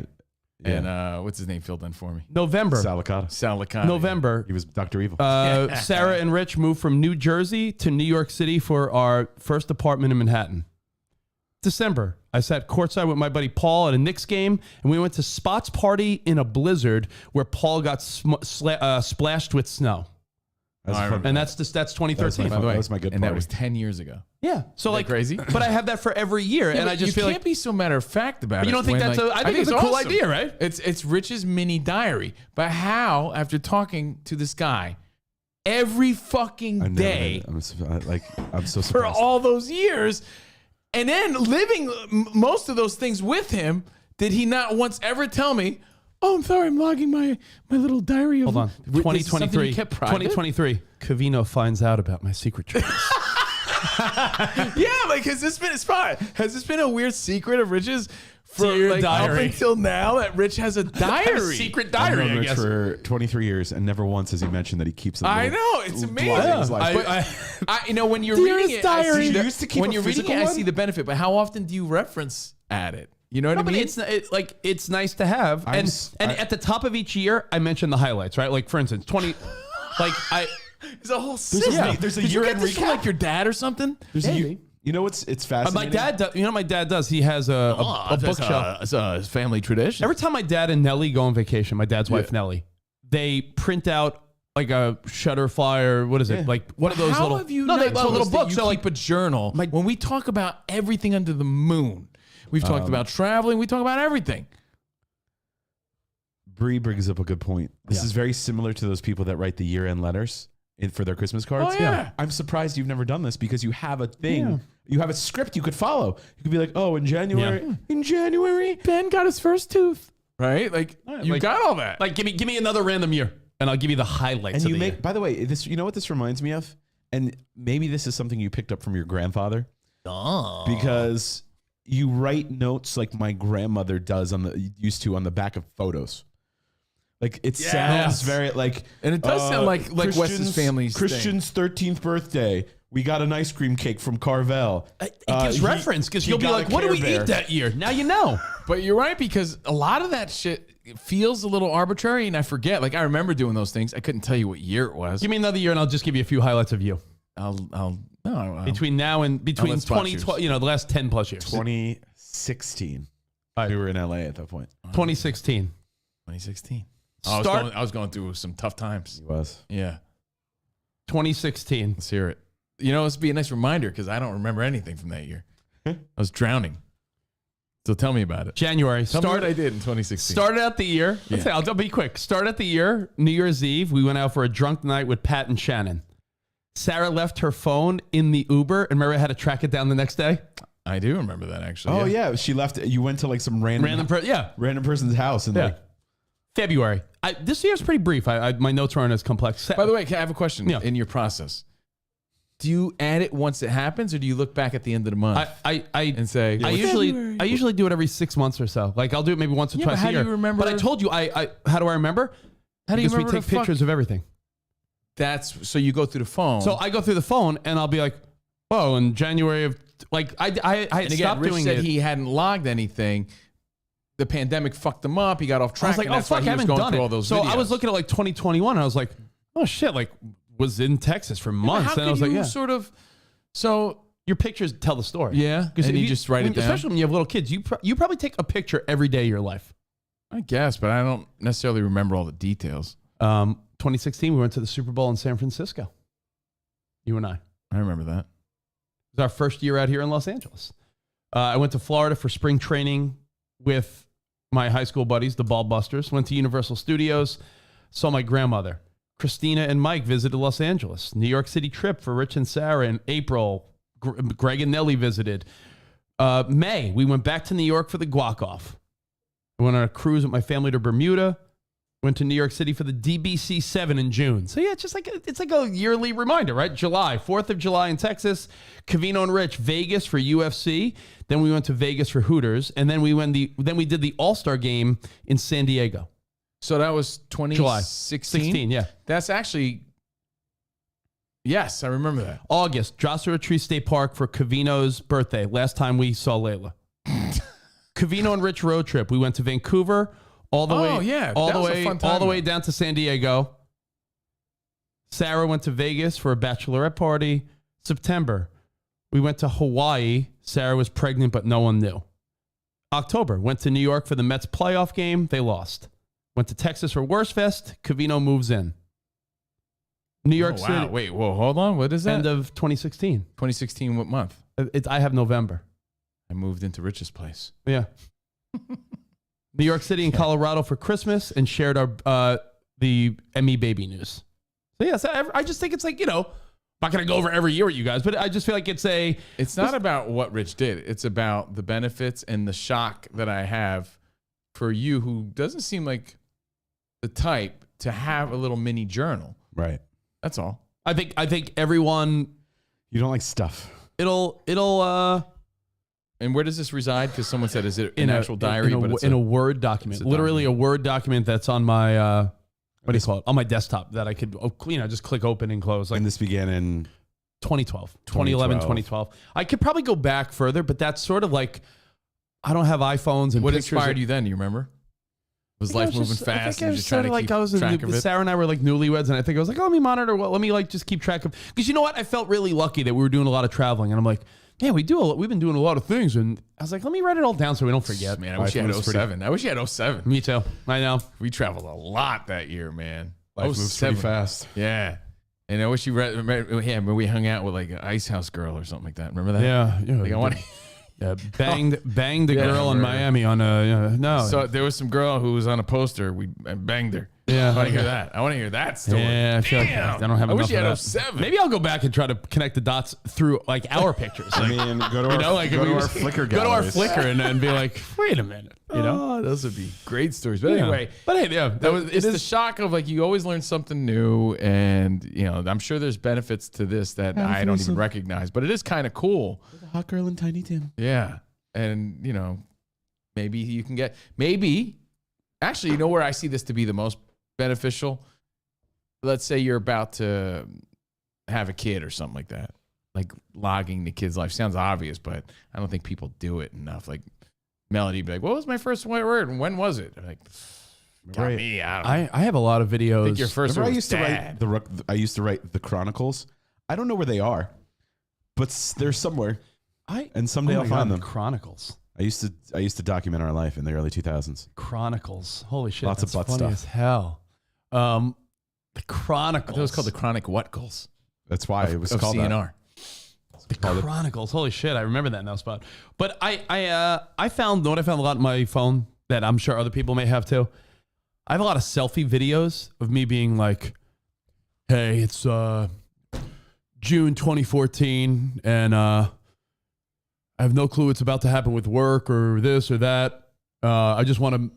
Oh, like a video diary? I have a video diary. I only have that. I've done that once in my life, and it was when I was about to become a dad. I have that too. Like, hey, No, but like literally minutes before. no, Like, I have it. I have it in the parking lot of the Tarzana Life's Medical pretty Center. good. It might change. I don't Yeah, know. I have a video of me in the Tarzana Medical Center being like, I'm about to be a dad. We're gonna have a girl. I have that too. Baby girl, I love you, and I don't even know you yet. I can't wait to meet you. Like, we all have I those. did the same thing. But I have one that's really sort of funny and weird looking back. It was right when we bought this house, and I was like, we just bought a house. Covino and I have no clue what's going to happen with ESPN or SiriusXM or any. Like, I have one of those type of deals. But hey, I think everyone should do a little of that. I guess the big takeaway is it's so easy to do that a dummy could do it. Just go and, every couple months, just write down some notes in your phone. Like, hey, here's what I'm doing at this part of my life. Because when you're an old guy, you might be like, hey, what was I doing when I was your age, kid? Yeah, what were you doing, Grandpa? Let me see. You know what, though? It's all right here. It's all in my noggin. Yeah, but you can think that. But yeah. It is. I just don't know it the way you know it or the way it's written. But if you say, hey, remember that? I'm like, yeah, I remember that. I remember all those things. You know what but I couldn't tell you. You know what irritates me? It was February 2011. I can give you a roundabout. You know what Vlog, man. Start date 2013. You know what I hate? I hate the fact that Brains lots of bitches. I don't know any place I've ever gone as far as specifics. Like, if you tell, like, if I look at my old travel stuff, like, yeah, Sarah and I went to Cabo or we went to Aruba, or whatever. I couldn't. When people go, well, where'd you stay? I know every place I've been. I know, my dad too. Like my dad would be like, oh, when I was Jamaica, I've been to the the Rio Palace. Oh, in Mexico, I was at the only place I remember is Breathless because you guys said it. Breathless. No, because you know why? Because you came back saying it was Breathless, and we're like, Breathless. That's not what I said at all. I said I stayed at Breathless, and they were saying that I was saying that the place was breathless. It was breathless. Where'd you stay? It was breathless. No, I know what it was. We go, otherwise, I don't remember anywhere. No, I know what it was because we said, where'd that. you stay? And you go, it was breathless. And we're like, I know, but tell us what you stayed. You're like, it was breathless. No, the place. Fucking place. Yeah. Breathless. Anyway, I have no clue. If you told me like, yo, where'd you and Sarah go on your first trip together? I'd say, I think we went to the Dominican Republic. I have no clue on planet. You could name 20 resorts, and I'd be like, I don't know. I think once I'm leave, but some people are really good at that. Like, But when you log, if you log stuff down, you're relying less on your own memories. because you know it's there. I wonder if so. Like, I've found going through like my parents' stuff. Like, I know I found my parents' honeymoon itinerary, and I thought it was the most fascinating thing because they went on like this 6-week European extravaganza in the 60s. Wow. I know it was cut short because my mom got sick in visiting my father's hometown. But like I had like seeing where they went because I had seen like photos here and there. They have slides of their excursions, but like knowing where they went and when was really cool to me. I wonder if like are Ben and Emmy going to give a shit what mom and dad did in 2013? Maybe. You know, my daughter has a hard time understanding that concept yet because she'll be like, Dad, can you show me a picture when I was just a little baby? And I'll be like, yeah, sure. I have like, 20,000 of them. So I'm like, yeah, here's you. This is like, actually, this is when you were born. She's like, well, I don't want to watch that because I'm crying. I'm like, all right, well, like, here's a picture of you when you're a day old, Emmy. Here's a video of you when you met Ben, right? She's like, what about when you were a baby, Dad? I'm like, yeah, buddy, like when I was a kid, I have like 10 pictures of like my whole childhood. Like, I wonder if I have no video. Yeah, no, not at all. So I was like, so you guys have a different advantage. Like, I wonder if nostalgia is a personality trait or if it's a nurtured thing. Because I know, right? Like, I'm the most nostalgic person in my family. Nobody else in my family gives a shit. So I wonder if it's like, was it learned? Like, did my mother instill it in me?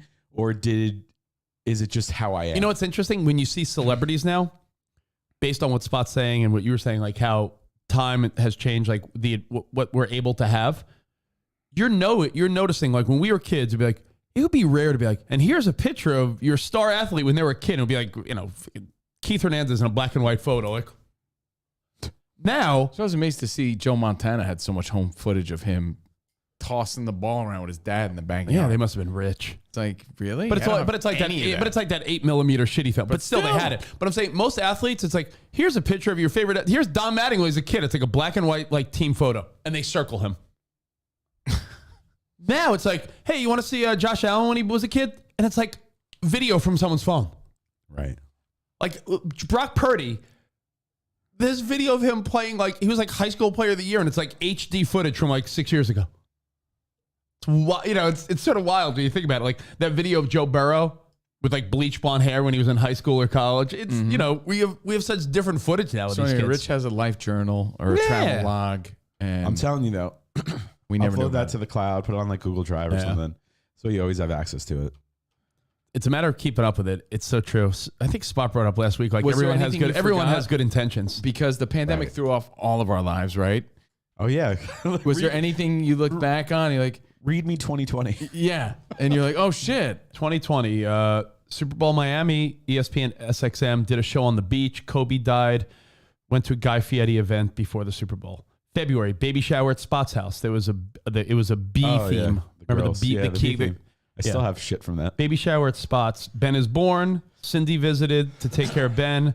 Went with Spot and Covino to Vegas for Fury Wilder. Now you just saw Cindy was in the photos, and you were like, okay. Then I was like, all right, March. Took Emmy to Daniel Tiger Live. Was in the Bachelor audience for after the final rose. COVID-19 hits, quarantine. Last show in either studio. Rich caused the April, pandemic.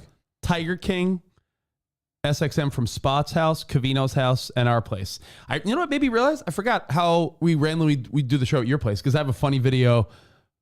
I have a video of Spot getting all aggravated, parking outside your old apartment, and shit kept falling on his car. Oh yeah, remember? It was that one tree. It was one tree and Spot dropping nuts on my like nuts.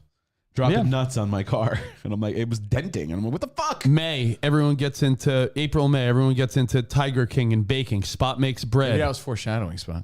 Zoom parties. Black Lives Matter took over the news. Like, yeah, I have like just a basic, It even includes the news cycle. Yeah, what sort of like screenshot did you have in your phone that made you think of Black Lives Matter? Because I realized that we had even posted something like, hey, Picture Carl like Weathers. Sirius XM put out like a statement like we embrace everyone. And I just wrote like, yeah, same thing. And I had a screenshot of it. Yeah, same thing. So I was like, that was said. You forget that was like 2 months of our lives where everyone was in a pandemic, but yet people were like protesting in the streets. That was a big deal. So interesting. So Interessante, Like Lady Passante. like Lady Passante. I hope we see. Had that year saved. That was Yeah. 04. Would she make the highlights? January. Oh, no, I'm sorry. February. Great February. interaction with Lady Passante. The cherry pie queen of Jacksonville. Hey, for all we know, we're going to see her this year. Yeah. Oh, that would be so great. Imagine that It'd be 20 a years later. reunion. Lady Passante. You ready for some rando news or no? I got like yeah. lots of conversational stuff. Yeah, there's a lot of rando news. So let's. Oh, did you mark how many gray hairs you got in 2022? this. No, but you know what? This was. Mauser said it. Look, No, guarantee Rich has a daily gray hair. Damn. No, Mustache. Mauser's right about something. There was a. Pictures of your hairline. My hairline's fucking great. You had a bit of an Eddie Munster in that one with Spot. Let me see. Hold on. Eddie Munster? Yeah. Like, what does that mean? Like, Oh yeah, you had more of like a central peak. Like a widow's peak. Yeah. What the fuck? See? Yeah. Like. Oh, comes- because I think I just parted my hair funny. no. I never had a widow's That's your peak. hairline. Your hairline has a little dip in the center.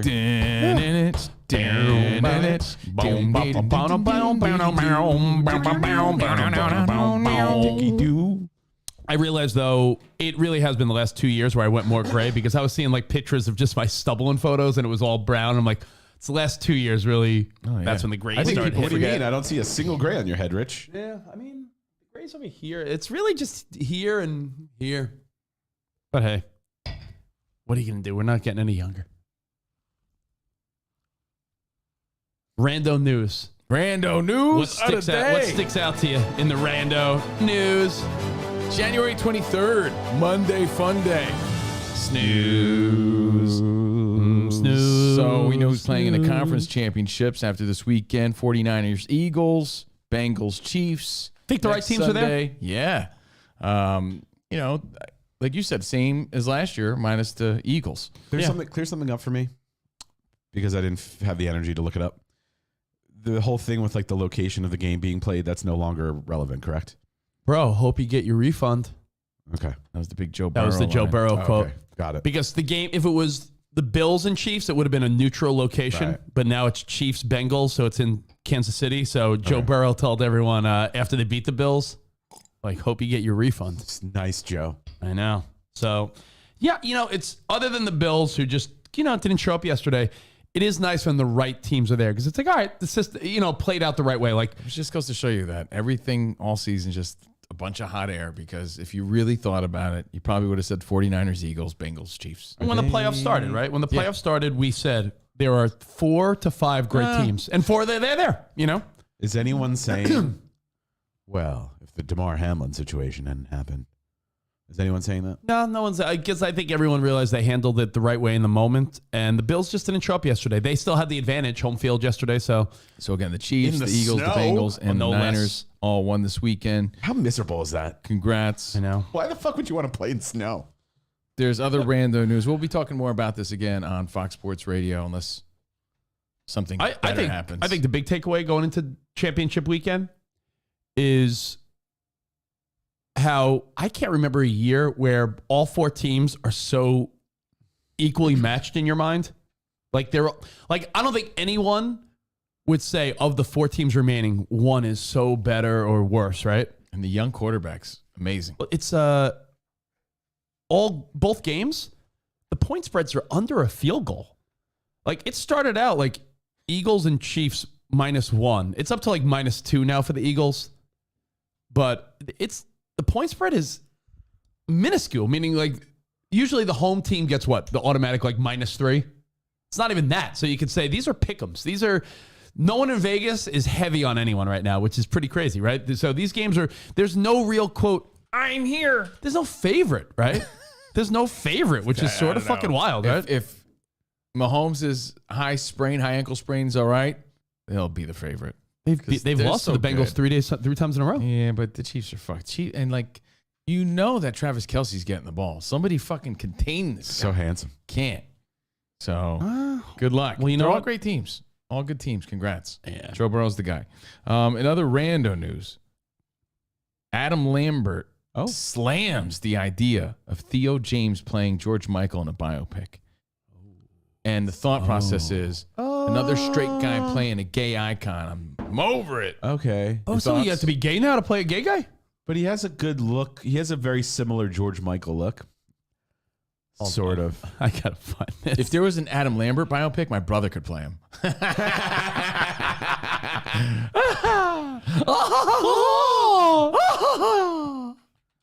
Speaking of my brother, he apologizes for not being able to make it last Thursday. I mean, he got Theo called into work, James- but James came in, and I appreciated it. And I thank James thoroughly. If you missed brother James J-Rock Sorge on Thursday's show, be sure to watch. I was traveling. To go with your Adam Lambert story about how people are mad that a straight guy's playing a gay icon.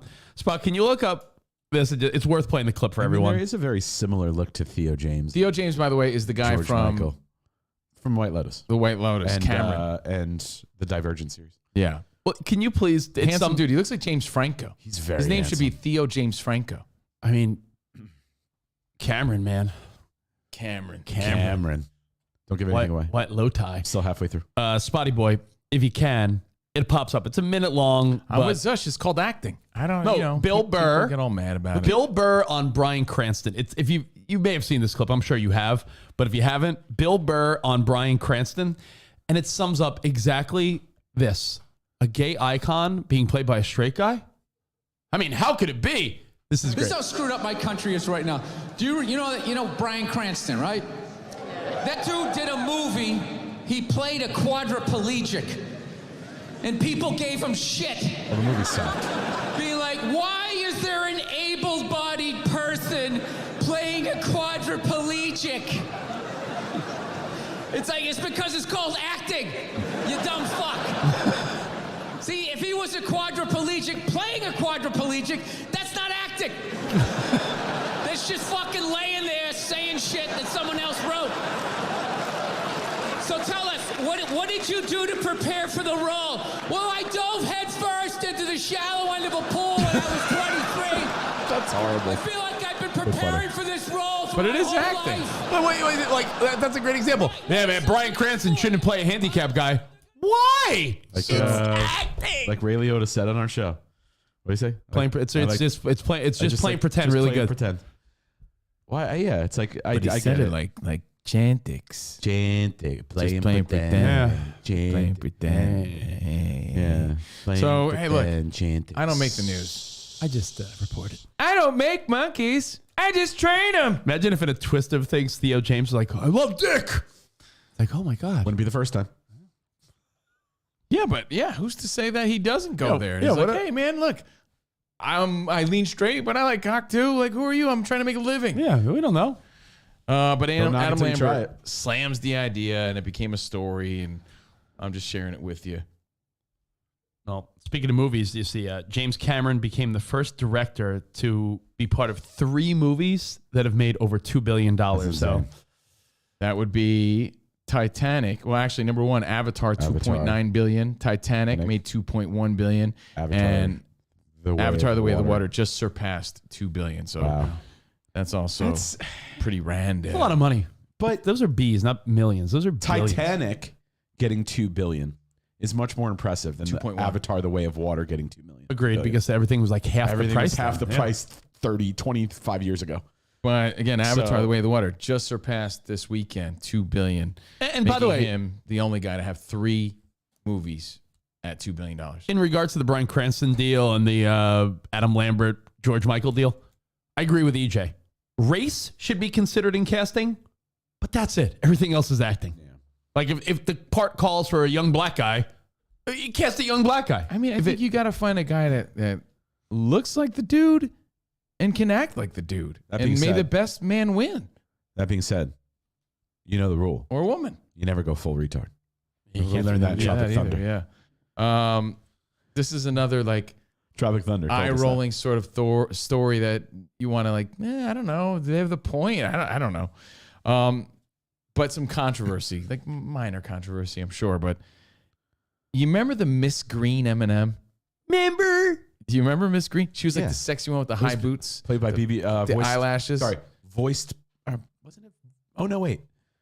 Miss Green M&M was like a whore M&M. The brown M&M was voiced by BB Newirth. Right. The So- green M&M was a little bit of a... Miss Green M&M is no longer a sex pot in 2023. To be more inclusive, to be on the inclusive trend, they gave her like some Nikes and took away her eyelashes and everything. She's wearing zapatillos de tenis. She's wearing tennis sneakers and more ambiguous.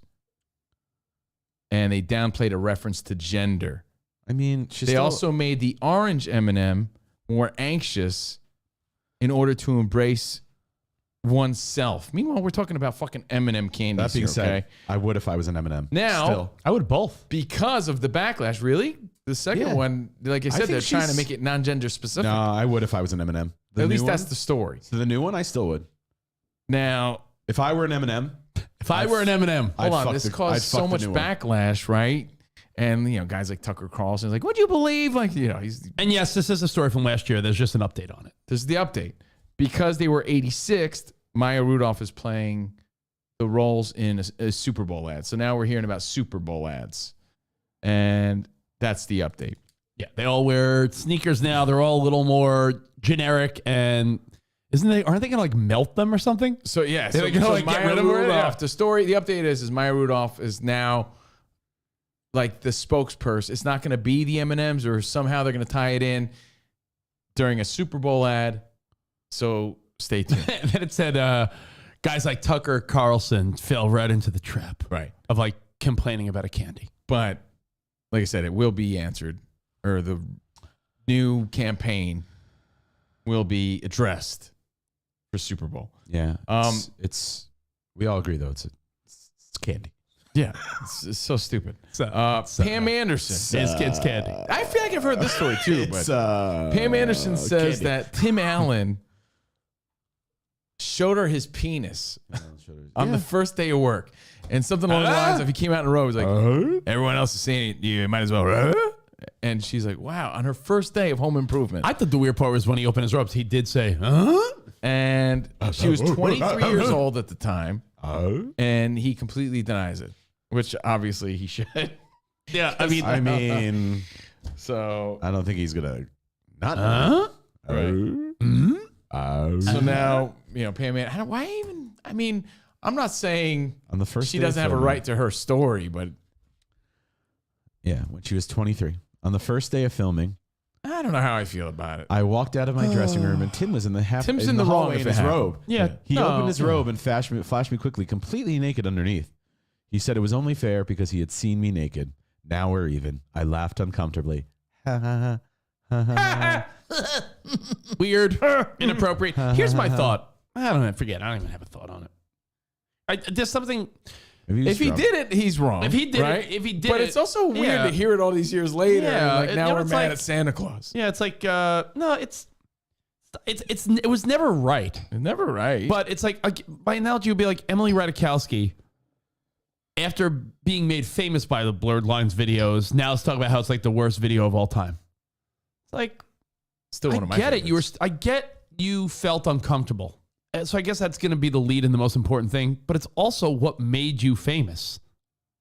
So can you hate it that much? Maybe so. Maybe that's a stupid thing to say. But like, I don't know. Pam Anderson, wasn't that like her first big gig? I don't know. Did Tim Allen do it? Is he a creep? Who knows? When asked, Tim Allen said, And I also hear, was it Richard Karn showed her his butthole? Oh, yeah, he gave her the brown He gave her eye. the brown eye. And he said, hey, take a look at this bad boy. He's like, "Bah, big hairy asshole." Yeah. In other news, Richard Karn's asshole was revealed. It's revealed. And That's funny. Here's your clip of the day. Yeah. All right. And That's then not the clip of the day. Rich sent me this yesterday, but it is a big story.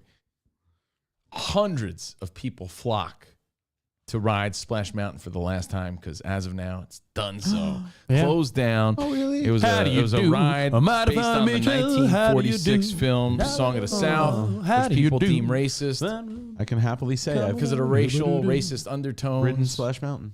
Splash Mountain was great. I love Splash Mountain. But now, moving forward, 2024, Princess and the Frog. So, but everybody wanted that one last. I don't know if it was more of a protest sort of feel, like we want our Splash Mountain, or like we just want to get our one last run in on it. But like hundreds of people flocked and flooded the lines, Of course. forever at Disney. Yeah. Splash Mountain's a great movie, but the reality is like It's not a movie. all right, I mean, it's going to be no different than when they upgraded Jurassic Park the ride. to include the new Jurassic Park characters. By the way, the Jurassic It's World the same ride. The Jurassic World ride is so good at Universal, but I think Splash Mountain's just going to reimagine and redesign the ride. And truthfully, I love a good flume. It probably makes sense. You know who's holding on to it? Older people that are like, but it's what I remember. You know what? Who should care the most? Little kids. And I guarantee they'd rather the Princess and Frog than zippity-doo-dah, zippity-hey. I know you could say tradition, but honestly, the ride probably needs an update. I'm just giving you the news. I love Splash Mountain. They're not going to change the ride. It's going to be... I'm with Spot. I love a good flume. Are there any other types of I flumes? love a or good just flume. log The flumes? log flume, bro. I don't know. Flumes? Six Flags in Jersey, log flume was legendary. Yeah, is there any other good types of flumes? Yeah, so same ride. I love a good flume. Same ride, just reimagined. That last drop. You want to ride my hog flume? Like at Universal Florida and Universal Hollywood, they have the same exact ride. Like meaning the same exact ride, but the digital part of it is Transformers or Spider-Man. Yeah, it's all the same. It's all the same. So to me, it's like people don't realize that it's all the same. Who you bringing to Disney? Just reimagine. Who you bringing to Disney to have a fun time? Little telling kids. you No, I agree. I'm saying you're trying to make little kids happy. So as much as it'll be sad to never hear zippity doo dah, Matty you do, mighty proud to meet you. I got a whole canceled playlist on my phone. You're crazy. Yeah, I mean, like I'm always zippity doo dah. It was a fun old school ride. That being said, I do think reimagined everybody. Like Stu said, the same people who were mad about this are the same people who were mad about Aunt Jemima. That was just dumb. I'm not saying anybody's mad. I'm telling you that there was a lot of people there to get their one. Oh, I agree. And to be honest, I had that same thought. Like, I'm sure some people are mad, but that's not the premise of the story. I don't think people are mad. I think it's more about people wanting to just get one last ride. And I see that because there's a part of me that's like, if it was easy and close or something, I may have wanted to be like, oh, I would love to ride that one last time. It's a classic ride, but everything, it's time to change. The fun thing about Aunt Jemima, though, the funny thing about Aunt Jemima, Auntie Jemima, is that they changed it to, what is it, Milling Company, whatever. But it still says, I don't buy it anymore because I'm confused. It still says, like, formerly known as Aunt Jemima. So it's like, it still references Aunt Jemima. Yeah. So what's it called now? It's like the pearls, isn't it? Like, you'd be very easy to recognize because maybe it's the same I probably color. have it. I don't even know. You shouldn't have either one of them. It's liquid sugar. Get real maple syrup. Splash Mountain, formerly the Song of the South. It's the syrup connoisseur. I am a syrup. I mean, to me, that's right. I know you taste test them at IHOP all the time. It's my thing. Boydenberry, strawberry, Boydenberry, Pearl Milling Company. But it still says formerly known as Aunt Jemima. Formerly named Aunt Jemima. I don't know why I say it like that. So that was a big deal. I don't know if you have any other random news. I do. Oh, let's hear it. Someone made a lot of money. Yeah, see? Hang on. Let me show you. Someone made a lot of money. See, so it's Pearl Milling Company. But notice, new name, same great taste, Aunt Jemima. So then what's the point? And just to remind people, they'll probably do that for 2 years, I bet. There's probably some marketing person that's like, oh, the human memory, 18 months. Like, there's probably, They know. They know. They know. I've already forgotten. Syrup is stupid expensive. It's like $16 for a jug of maple syrup. Well, that's why when Emmy wastes the syrup, I'm like, fucking slow down. I mean, do you know what it takes to create a gallon of maple syrup? I do, but you know why people buy Aunt Jemima? Because it's $3 for a fucking sugar liquid, where real maple syrup, which is what you should get. I love your anger to the sugar liquid when you eat such crap anyway. I do, but I'm saying, like, if you could pick and don't you pick and choose what you waste your calories on? I'd rather have better syrup. Yeah, okay, I guess. So, you know who made a lot of money? Let me see if I can answer this. Someone made a payday, not the candy bar. Someone had a fucking ridiculous payday. I feel like I know the story, but go ahead. Queen Bee. Diabetes. Who? Queen Bee. Oh. Beyonce got paid $24 million to do an hour-and-a-half show in Dubai. No, I didn't know this. Wow. Yeah, so, I mean, they got all that fucking oil money over there. Bunch of rich fucking kings and princes and shit. Real estate. Oil and real estate. $24 million for an hour-and-a-half set, and they streamed some of it, so people were watching. But imagine that. Imagine it's like, yeah, an hour-and-a-half of work. I'm sure more work goes into it, but an hour-and-a-half performance. $24 million. Incredible. Imagine that. It's like, Beyonce, come over here. You know what she could do? She could be like, all right, I got all my crew and everything. here's a couple $1 million for you guys to split amongst yourselves. Make sure everything's set. I'll just come there and fucking belt out a few songs. Smart. If you were like really committed, you'd make sure our show was like broadcasted to people with lots of money. Maybe one day they'd be willing to pay us to come out somehow there. just like if we just got the attention of we're the most popular guys, show. Like young little chic of a son. Imagine these guys are funny. Imagine there's some rich, like you're right, like a teenager that's And like, then these guys are my best. These are the greatest. We must have them. You need to be really chauvinistic. And I just feel like that. And we were fucking broadcasting some little Middle Eastern kid's birthday party, and he gave us millions of dollars. How great would that be? Sort of my dream. Imagine you get a random phone call one day. I could be bought. Imagine you get a random phone call one day. The Sheik wants to speak with you. What? Hello? The Iron Sheik? My son, very, very big son, fan. yes, must all have, here. you must perform. What? He said he loves Covino Rich. Oh, wow. No way. How Well, I much? mean, we're very busy with our schedule. $5 million.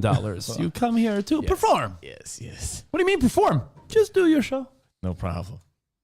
Then that kid does his little dance. You know, that little fat kid with the yellow and black shirt, and he does his little fucking dance because we're broadcasting at his birthday party. You know which kid I'm talking about? Oh, that's my dream, dude. I want that Beyonce opportunity. Like, we just have to win that right person over that hires us to do our show from their birthday. And it's going to be some fat little, like, Middle Eastern Like kid. the best, Can't wait. like the best story that if you've never heard it, look it up after our show today.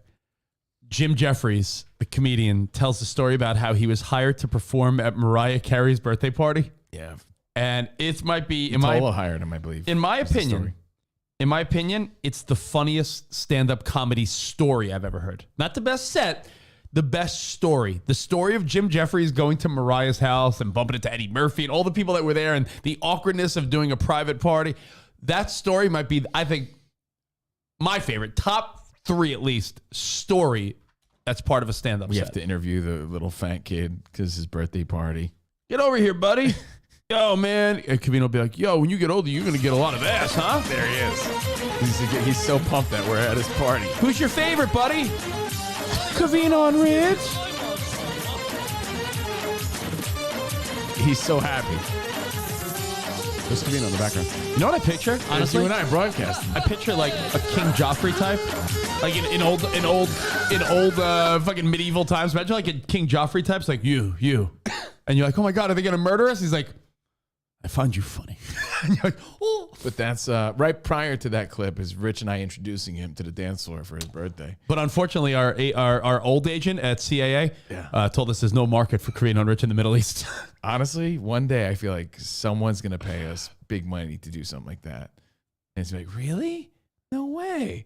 I used Yes, to. we've been funds for years. Did I ever tell you about my? I don't think I ever told you about a chapter of my life. I'm gonna go to the bathroom and then I have a story. Did you journal it?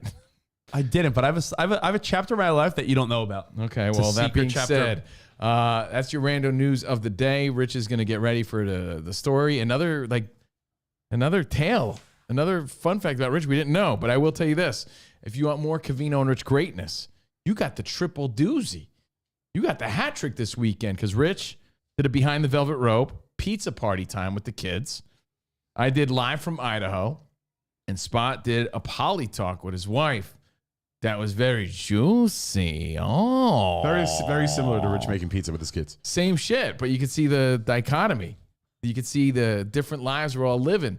3 bonus shows for our Tier Plus subscribers. That's what I'm talking about. Pizza party time, Live from Idaho, and I was smuggling a sweet potato in my pants, yes. Indeed. Poly Talk is all the buzz. So 3 extra episodes for your viewing pleasures. Love it. Subscribe, upgrade, leave a comment. We appreciate you guys. And a few shout outs before Rich comes back. Shout outs. Let's do some shout outs.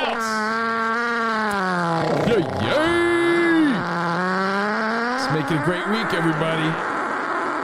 Heading into the conference championships. I'm excited about this week. And by the way, Shout you out said the right word. We said it before the show. Yeah. Dichotomy. Yes. Honestly. What's up, Mo? Dichotomy was the best word. Honestly, if you want to see the Behind the Velvet Ropes, it's like Family Guy with toys everywhere, making pizza with his kids and chaos. You think that's bad? And you see Covino in his lap of luxury usually. Treated like a hot girl. No, I was in Idaho. Yeah, but I I'm was saying at usually Colton and Dallas's place. Yeah, but usually like Covino's like with his super neat Lapa luxury condo with his flashy chandeliers and shit, living his life. And then you see Spot laying on the bed with his wife talking about their crazy fucking sex life. So the dichotomy of the lives we live outside the show on full display behind the velvet rope. But I was doing my shower. I was doing my dad and your dad, all our dads had the 3 S's. Shave, shit, and shower. I was doing my shave, shit, and shower Sunday night routine, and I heard some of it, and I was like, man, these guys Shouldn't it be are shit, wild. shower, shave? Because the My dad heat. always said shave, shit, and shower. No, but you're because- right. no, it's you always say in the wrong order, and I don't correct you. Yeah, only because my dad said it that way. Because you shit. You but shit, yeah. shower, shave. Then you shower to get the shit He's not off. known for saying anything right, so And it's then all you good. sh- Wait, well, what's your dad's order though? Shave, shit, and shower. No, you shave last because the heat opens up your pores so you can properly shave your face. As long as I have no problem with your dad's order, as long as you don't shit last, because you don't want to shit after a shower, because it's like you want to shit before the shower. No, then you're like or- that black kid who's yeah. taking a shit with the suds all over. Yeah, you don't ever- wanna you shit ever, with the suds, be like that. It sounds done that. it I sounds haven't gross, but you ever take a shower and then like 5 minutes later you're like, oh no, it hit me. Yeah, I You're just like, go back in. Then you go in the shower for 2 minutes, like fucking scrub your ass. Yeah. No, I do that. It's like I was it's doing the the poorly 3 S's. timed shower. I was doing the 3 S's after all the games yesterday, and because Spot's Poly Talk started right after the games. I was like, up, shave, shit, and shower time Sunday night. Let's go. Get ready for the week. And I heard some of it. Man, wild stuff. Wild stuff. Behind the Velvet Rope. Check it out. Tier 2. Tier 2 plus. 4 times. And shout outs. 4 times what? 4 times in one day. That's all I'm going to say. There's your tease. He tuna subbed 4 times. 4 times in one day. In I one did day. hear that. 4 times in one day. Like, hey, man. Check it out. That's his new nickname, Papa can- V. who can you know, shit- they call him Papa V now. Papa V. Papa V. Papa V. I heard the Oh. guy say Papa V 7 times. I was like, all right, I'm Wow. good. I heard enough. But man, wow. All I have to say is wowie zowie. Shave while showering. Yeah, my balls, but who could shaves? Who could shave their face or neck or anything in the shower? People Like, put they have suction cup mirrors so they can like. yeah, that's wild. That's wild maniac behavior. When I trim my beard and when I shave my cheeks and neckline a little bit and trim it up, that's a process. Like I can't do. I precision. I know he's the same way. Unless you're a girl shaving your legs and coochie in the shower, or a guy shaving his balls. When people do things in the shower, I think I got Sarah out of the habit of when I first met her. I think she I got a new brushed- technique. I just stretch my balls out as far as they can go. Oh, and I bite on it just to hold it there, and I'm like, It's a good strategy. Yeah, you're Pretty getting good. old You enough. They stretch a little more. Yeah. yeah. I think when I first met my wife, she was a weirdo. works. Like Why don't you brush just put your them teeth. over the curtain bar? Sometimes I curtain like rod. pull it over my head, and then I'm like, but he's getting a good shape, like to get all in between the crevices. I think we get the point. yeah. So anyway, I think Sarah was a weird. enjoy your behind the velvet. I think ropes. Sarah was a weird brush your teeth in the shower person. I was like, what are you doing? It's fucking weird, bro. People that do that too. You ever see this? There's people that brush your teeth in the shower. I got my sharts to give. Mo, what's up, Mo? I worked with a kid named Modigliani. Did I ever tell you about Yeah, him? of course you did. Modigliani. I know Modigliani. But a shout out to Mo. Shout out to Mike B. What up, B?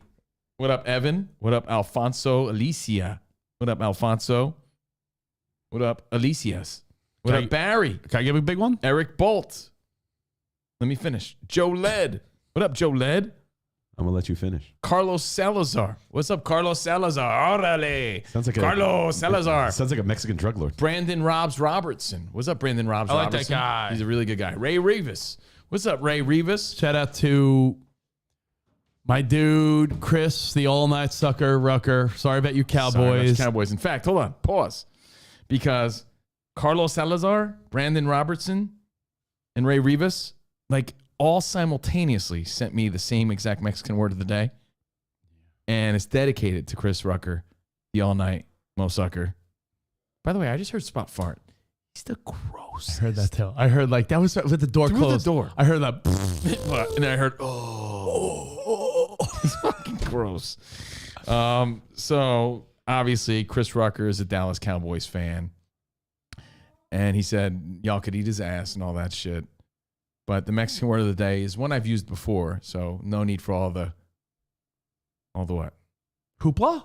Hoopla wasn't the word I was thinking of. All the bells and whistles. The spectacle. The Mexican word of the day is Dallas. Dallas. Again, courtesy of Carlos, Brandon, Ray, and other 10 people. That sent this to me. Dallas. Okay. That is the last game Cowboys are gonna play this year. That is the last. That is the last game. The last game. The last the game. Cowboys That are gonna is the play last game. this year or something. That is the last. But hold on to your cowboy boots because I have a better Mexican word of the day for tomorrow for a Taco Tuesday. Ooh. Yeah, it was one that made me laugh out loud. So I think you should do the Mexican word of the day on Fox today. You're Mexican. You're allowed to. I think it's funny. it just hits different. Yeah. I'm not Mexican enough. You are. No. You're a vato, No, bro. 'cause You're a vato. Mexican- hold on. You're a vato. Mexicans Yeah. will love it. Oh. It's the white Yes. Karens that will come for him. Like, Yeah. You're Mexican. You On could a- do it. on a believe you're major speaking platform. poorly Bro, about the it's like a black dude. It's like a black dude saying the N-word. Like no one's gonna tell them Nope. they can't do it. It is, Nope. but it isn't because you're Did you hear what I- If I did it, it's one thing. But if you said, "Yo, bro, I'm Mexican. not Yo, worth it. vatos locos, Covino." Did you hear what I said? That's the benefit of Patreon. Did you hear what I said? Raw and real, baby. Did you hear what I said? It's 4 not times. the Mexicans that are going to be upset. What did you say? You said Papa V 4 times. Papa V, bro. I said that, but Papa V. it's the white Karens that are going to be like, Mexican. You can't talk about the Mexicans. You know like Spot's white." new nickname, Papa V, bro. Papa V. You know what's interesting? My biggest By the takeaway about Spotty's behind the velvet rope. By the Again, way- I was shave shitting and showering, so I was busy. But like, your use of acronyms and terminology is like a teenage kid who just found out about pronouns. Like you guys use those have things, to. like Shazam. Like the world's supposed to know. Yeah. It's so interesting. That's so interesting. Muy interesante, like Lady Pasante. By the way, They use the terminology like they're the professionals, but they're the host of Polyglot. And yeah, and you did this. as they You should. did this Saturday or yesterday? yesterday. Yesterday. So check it out on our Behind the Velvet Rope. Right after the games. Yeah. I timed it right. If I go to the bathroom and I happen to let out a fart, is that a big deal? You sit at that desk and you let out farts. That's disgusting. But I always do, whenever I go in the bathroom, I do mouth farts. So when I actually fart, you can't tell the difference. So, But I did actually. Rich has a story. Better in there than in here. That's Oh, a yeah, bathroom. Bathrooms are meant for farting. I do have a story. By the way, big shout out. I'm sorry, shout out. Do you have like long COVID or what? No, I think hot coffee fucks with me. Fuck out of here, No, bro. it does. Like every day, all the time? Because it's not a cough. See, that's the difference. Oh, It's not a cough. It's So you used to mock my coffee Guy cough. coughs all the time. not a cough. You're like turning it to liquid time. Maybe I am, dude. Let me tell you. No, I'll, you're go to, denying. I'll go to an ear, throat, and nose doctor, whatever. Ear, throat, and nose specialist. No. The problem is you call it a coffee cough. Coffee cough is like a dry cough.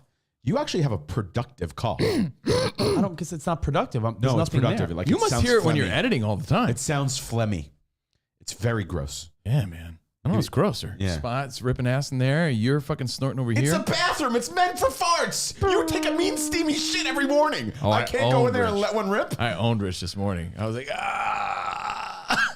I owned you so hard in your bathroom taking my morning deuce. the I was only like, time- Mama. The only time you own, I was screaming for my mom, the bro. shit's it's your bathroom. The only thing, you know what? The only thing where I'm like, oddly enough, he doesn't realize when he thinks he's owning me, he's not. But other times he is. Like when you take a shit in there, it doesn't bother me. It's a fucking toilet. You're supposed to. What bothers me is that when he it's time leaves. for me to clean that bathroom, What bothered me like, is Sarah went in when I just clean just when I finished the other day. when I I was clean like, fuck. when I clean all your pee around the rim, and I'm like, I'm cleaning up Covino's pee right now. He's owning me. I can honestly say, Yeah. I always, by the way, You sure it's me?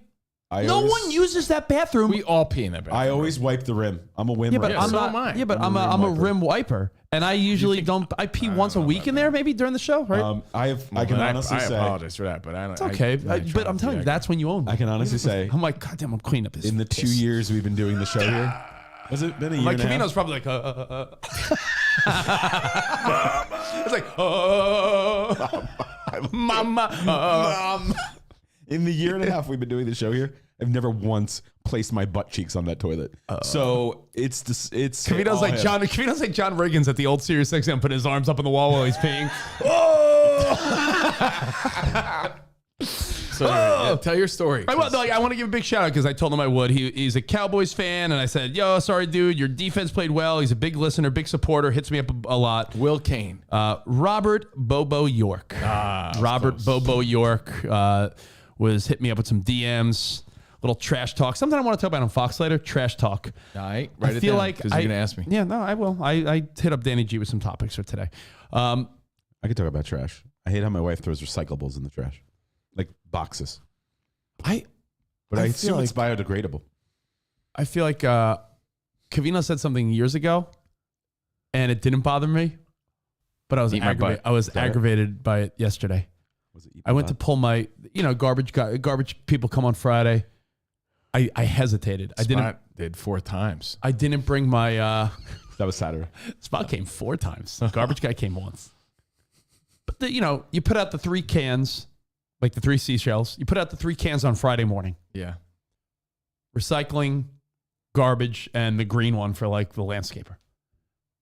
And I try to bring them back to the side of the house as quick as possible, but I left them out there until Friday afternoon.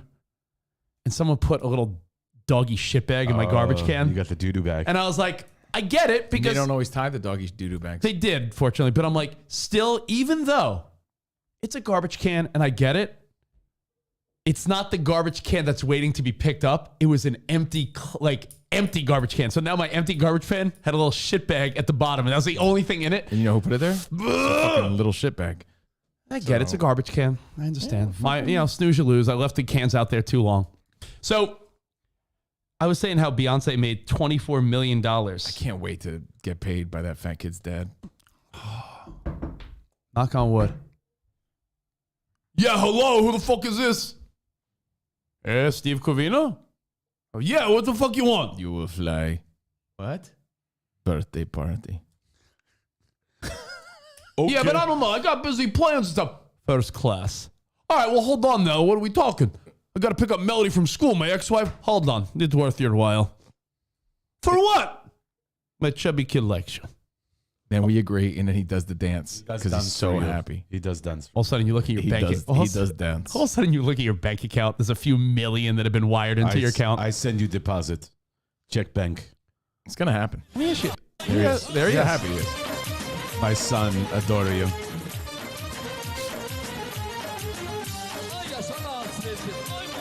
Sorry if it smells in there. Wow. Do not talk. My son is dancing. This kid's got moves. That kid's the biggest Covino Rich fan, and his dad is worth $25 trillion. Yeah. We're gonna just show up at his birthday party. $5 million each spot. You in or what? Let's do this. If this guy's worth trillions, You're gonna ask for more? I want at least 10 million to be there. My chubby little boy likes you lots. You perform for my son. You perform for my son. He performed for you. Then I send you home first class. Dude. We also named building after you. Some people party on a whole different level. Like Beyonce, 24 mil. Imagine some guys like, I'm throwing a party in Dubai. I don't know why I'm giving him this accent, but that's what I'll give him. I throw a party in Dubai. 24 million for entertainment.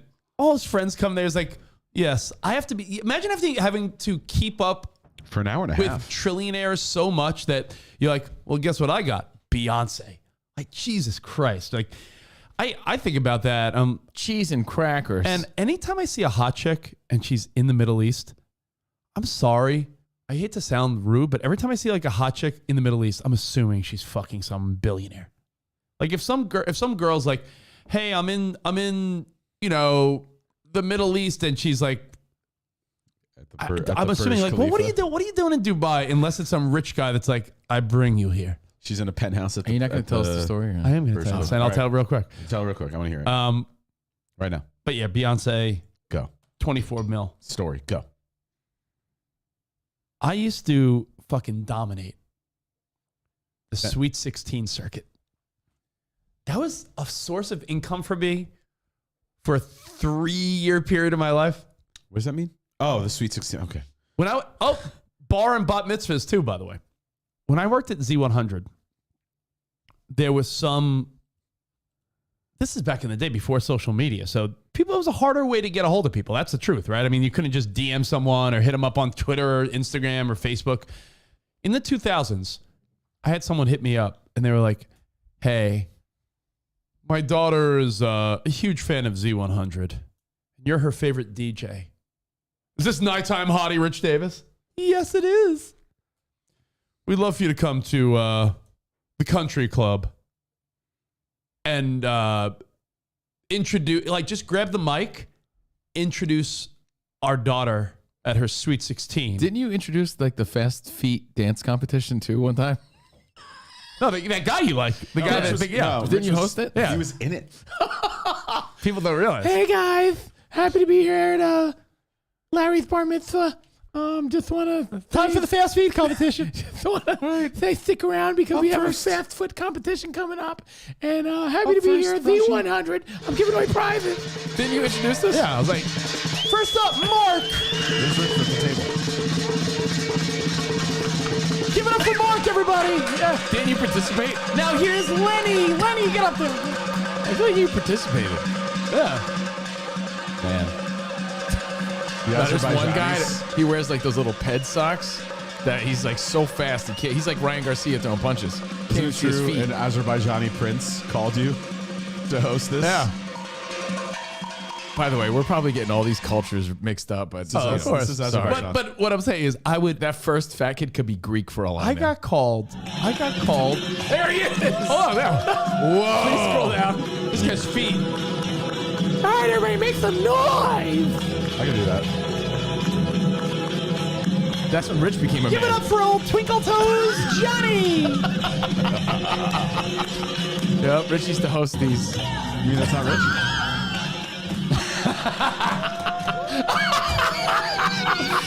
Man. All right, make some noise. So I had Everybody stomp your feet. I had a rando dad hit me up, For Twinkle Toes. track me down. He's like, I need you to introduce my daughter at our Sweet 16, and if you can, hang around for like a half hour and give some of your autographed DJ cards to the kids. And he's like, I'll pay you. And I'm thinking, what is this guy gonna pay me? He's like, give you $1,000. Oh. And I was in my 20s, Z100. I'm like, yeah, sure, let's do it. And then word got around. I would get a call like the next week, like, my daughter's having her bat mitzvah. And it would be like yo, we rented out the museum in New York City, like ridiculous things, like rich people, right? It was like, we'd like you to do what you did for, our friend John at the Country Club told us that you did this thing for his daughter. I probably did about 10 to 20 a year for a few years of my life, where every month, well, at least once a month, I'd be showing up at a kid's bar mitzvah or like a Sweet 16, just being like, hey, it's Rich Davis from Z100. Here's a couple t-shirts, and give it up for the man. He's a man now, bar mitzvah. He'd give it up for Lucas. Like that's what I did for, years. It was, autographed DJ cards. I have them. I had those DJ cards, like, what would you call them? Like little headshots you would sign? And they had stats in the back. So, yeah, stats. So, yeah, I did that shit forever. And it just shows how different people party at different levels, right? We were talking earlier about how some people have a basic party. All there is a bucket of Miller Lite. Some other people hire a hibachi guy. Some people hire Beyonce for $23 million. And, everyone's going to party at a different level. I heard a story real quick. I know we're going to roll. See the Dave Portnoy Masvidal story? No, I don't think so. Masvidal, the UFC fighter. Mm-hmm. It's like a big party guy. Like we've known from other mutual friends that like, that guy's a fucking horn dog, always probably trying to get hot ass. Like Masvidal Street Jesus is a ballsy, like he doesn't give a fuck what anyone thinks about him. Dragon Ball Z. Apparently he invited Portnoy to a big event. And I think Dave posted this on his Instagram where Masvidal's like, hey, you going to bring your hot girlfriend? He's like, should I? He goes, no. And he's like, I go to Masvidal's party and every guy there was like a hot model was like assigned to him. And he's like, I got a girlfriend, so I didn't do anything. But like Masvidal parties where he probably, it insinuated like Masvidal provided every guest with like, yo, I got you a whore. He's got that, like that top G mentality. Like imagine if that's like the party you go to, like do not bring your wife. Today is all about the gumads, the mistresses. Like, jeez. Imagine showing up at a party like Covino, don't bring Jordan. You're like, okay. And they're like, that's his Covino. No, my luck, the little fat kids dancing there. That's what I get. that's what I get. I get happy feet. That's what I get at the party. So, any other notes from the weekend? And we'll say farewell. This is what I get. I'm like, where are all the hot chicks? It's just this guy. We got you your own Happy Feet guy. Everyone gets Happy Look Feet at guy. that. That's amazing. Who are you more impressed by? That guy or the guy whose upper body doesn't move? Did you get your Happy Like Feet the guy? redneck guy whose upper body doesn't move? that guy? I'm more impressed by the Mexican kid. It's like, No. radio. That kid's my is it? favorite. Radio vision. By the way, today is... I'll only shout out one birthday today. Jeez. Because you see her at the Little League fields for your nephew. This guy's way more impressive. Yeah. That guy right there. That's way more impressive. The guy with the long hair. No, he looks like... Who's that actor we like? He was in Out of Your League. He has initials. T.J. Miller. Yeah, T.J. Miller. He's been on our show. Yeah. He was great on our Looks like show. him a little bit. And he performed at Irvine last week because Danielle Javier Feets went and said it was great. I think that's who we saw. You see her at the Little League field once in a while when you're watching your nephew, baby James, play. Tiffany Amber Thiessen. Tiffany Thiessen turns 49. Damn! So happy birthday, Kelly Kapowski. Wow. Timestamp. Your sister said she has a Rich Davis card. She has to find it. Oh, boy. It's I a have collector's one. item. Oh, you know why? Because my sister Dawn had a big birthday party, and you and Nico and all the Z100 crew came by. Look at that. To have fun and celebrate. Look at that. I'm pretty sure that's probably why. And all her little friends were probably excited. And I was probably like, whatever. Whatever. All right. Well, hey, guys, have a great Monday. No Monday Night Football. So, you know, you got to watch tonight? MILF Manor. Oh. And what else? Last of Us. The Last of Us. Spot it. Have you watched it yet or no? No, I haven't started. I like to let things build, get a few episodes so I can like watch a couple in a row. Feel that. I would say watch the first two together, Spot, because I think together it gives a good... Now that I watched the first two... You did my sister Dawn's Sweet 16. Look at that. Her 16th birthday. Look at that. It wasn't that sweet, though. It was in my parents' backyard. Yeah, what's wrong with that? Hey, that's fun. Wow, So- let's go have some people on the deck. Oh. But Rich was there. Yeah. He wasn't hired. He Oh, came yeah, to we're be a just good friends. guy. Yeah, we're pals. But I'm pretty sure you did bring like Z100s. Yeah, for I him. think 'Cause everyone my- wanted that shit. That was a big deal. Who wants CDs? I will say, though, Spot, trust me. Watch 1 and 2 together because I think combined, it gives a good groundwork. Like, here's what the show's going to be about. I feel like one of them, like watching just the first one, I was like, this is good. Watching 1 and 2 of The Last of Us, I think it gives you a real good, like, Yeah, cool. yeah, like you get to know more about like the clickers, the zombies, or whatever you call them, their habits, why they are the way they are, what happened a little bit. It gives you a little insight. So there you go. Is that what they sound like? Yeah. One last question to think about before you get out of here. We're not going to discuss it, but think about it. Would you do things out of character if some Saudi fucking dude was like, Covino, here's $20 million? Yeah, man. I got to stay consistent. It's like the Live Tour. Like, you realize the money they're paying these golfers? They're not paying them to do some shit they don't do. They golf. I mean, out of my character? Like, you know, probably not. I'm not saying like blow would a you dude. I'm not dress saying up- like blow a dude, but they're like, Covino, come here and Would you dress up like a chicken we want you to dress up like a chicken and dance for 2 hours. and throw eggs at people? Yeah, but they're like, yeah, here's millions Am I of still dollars. doing You my would. radio show? Am I still there to No. entertain? No, I mean, I'd have to think about What, it. no, what if the You little have to kid? be more No, what if specific. the little kid was like? But if someone was What like, if the little yeah, we're kid going to said, pay you all this money to do your radio show, of course. I'd be but like, yeah. what if the little kid was like, his little in a world where Spot talks about kinks a lot? What if his kink was watching people be humiliated? He's like, who's the most prideful guy? Steve Covino. All right, have him come here. Give him $1 million to dance in a chicken suit. It depends what it is. If Oh. it's dancing in a chicken suit, I'd be foolish. Or to what not. if? Oh, hold on. No. But if no. it's I like- got it. I got it. It's very specific, Yeah. right? He loves Covino and he loves the show, but he loves Covino for his impressions.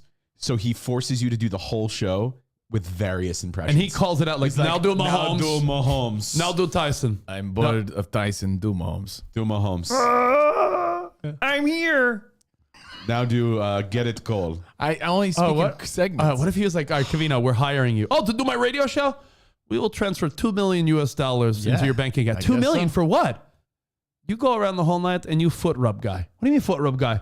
Anyone who needs footsies rubbed, you'll do. Now do And like you just go, on. no, I can't do that. You're telling me you want it for $2 million. Now do Jetsons Give card. all these guys footsie rubs. Do Jetsons How's that? card. Like, no. You would say no to $2 million. Probably. I believe myself too much for that.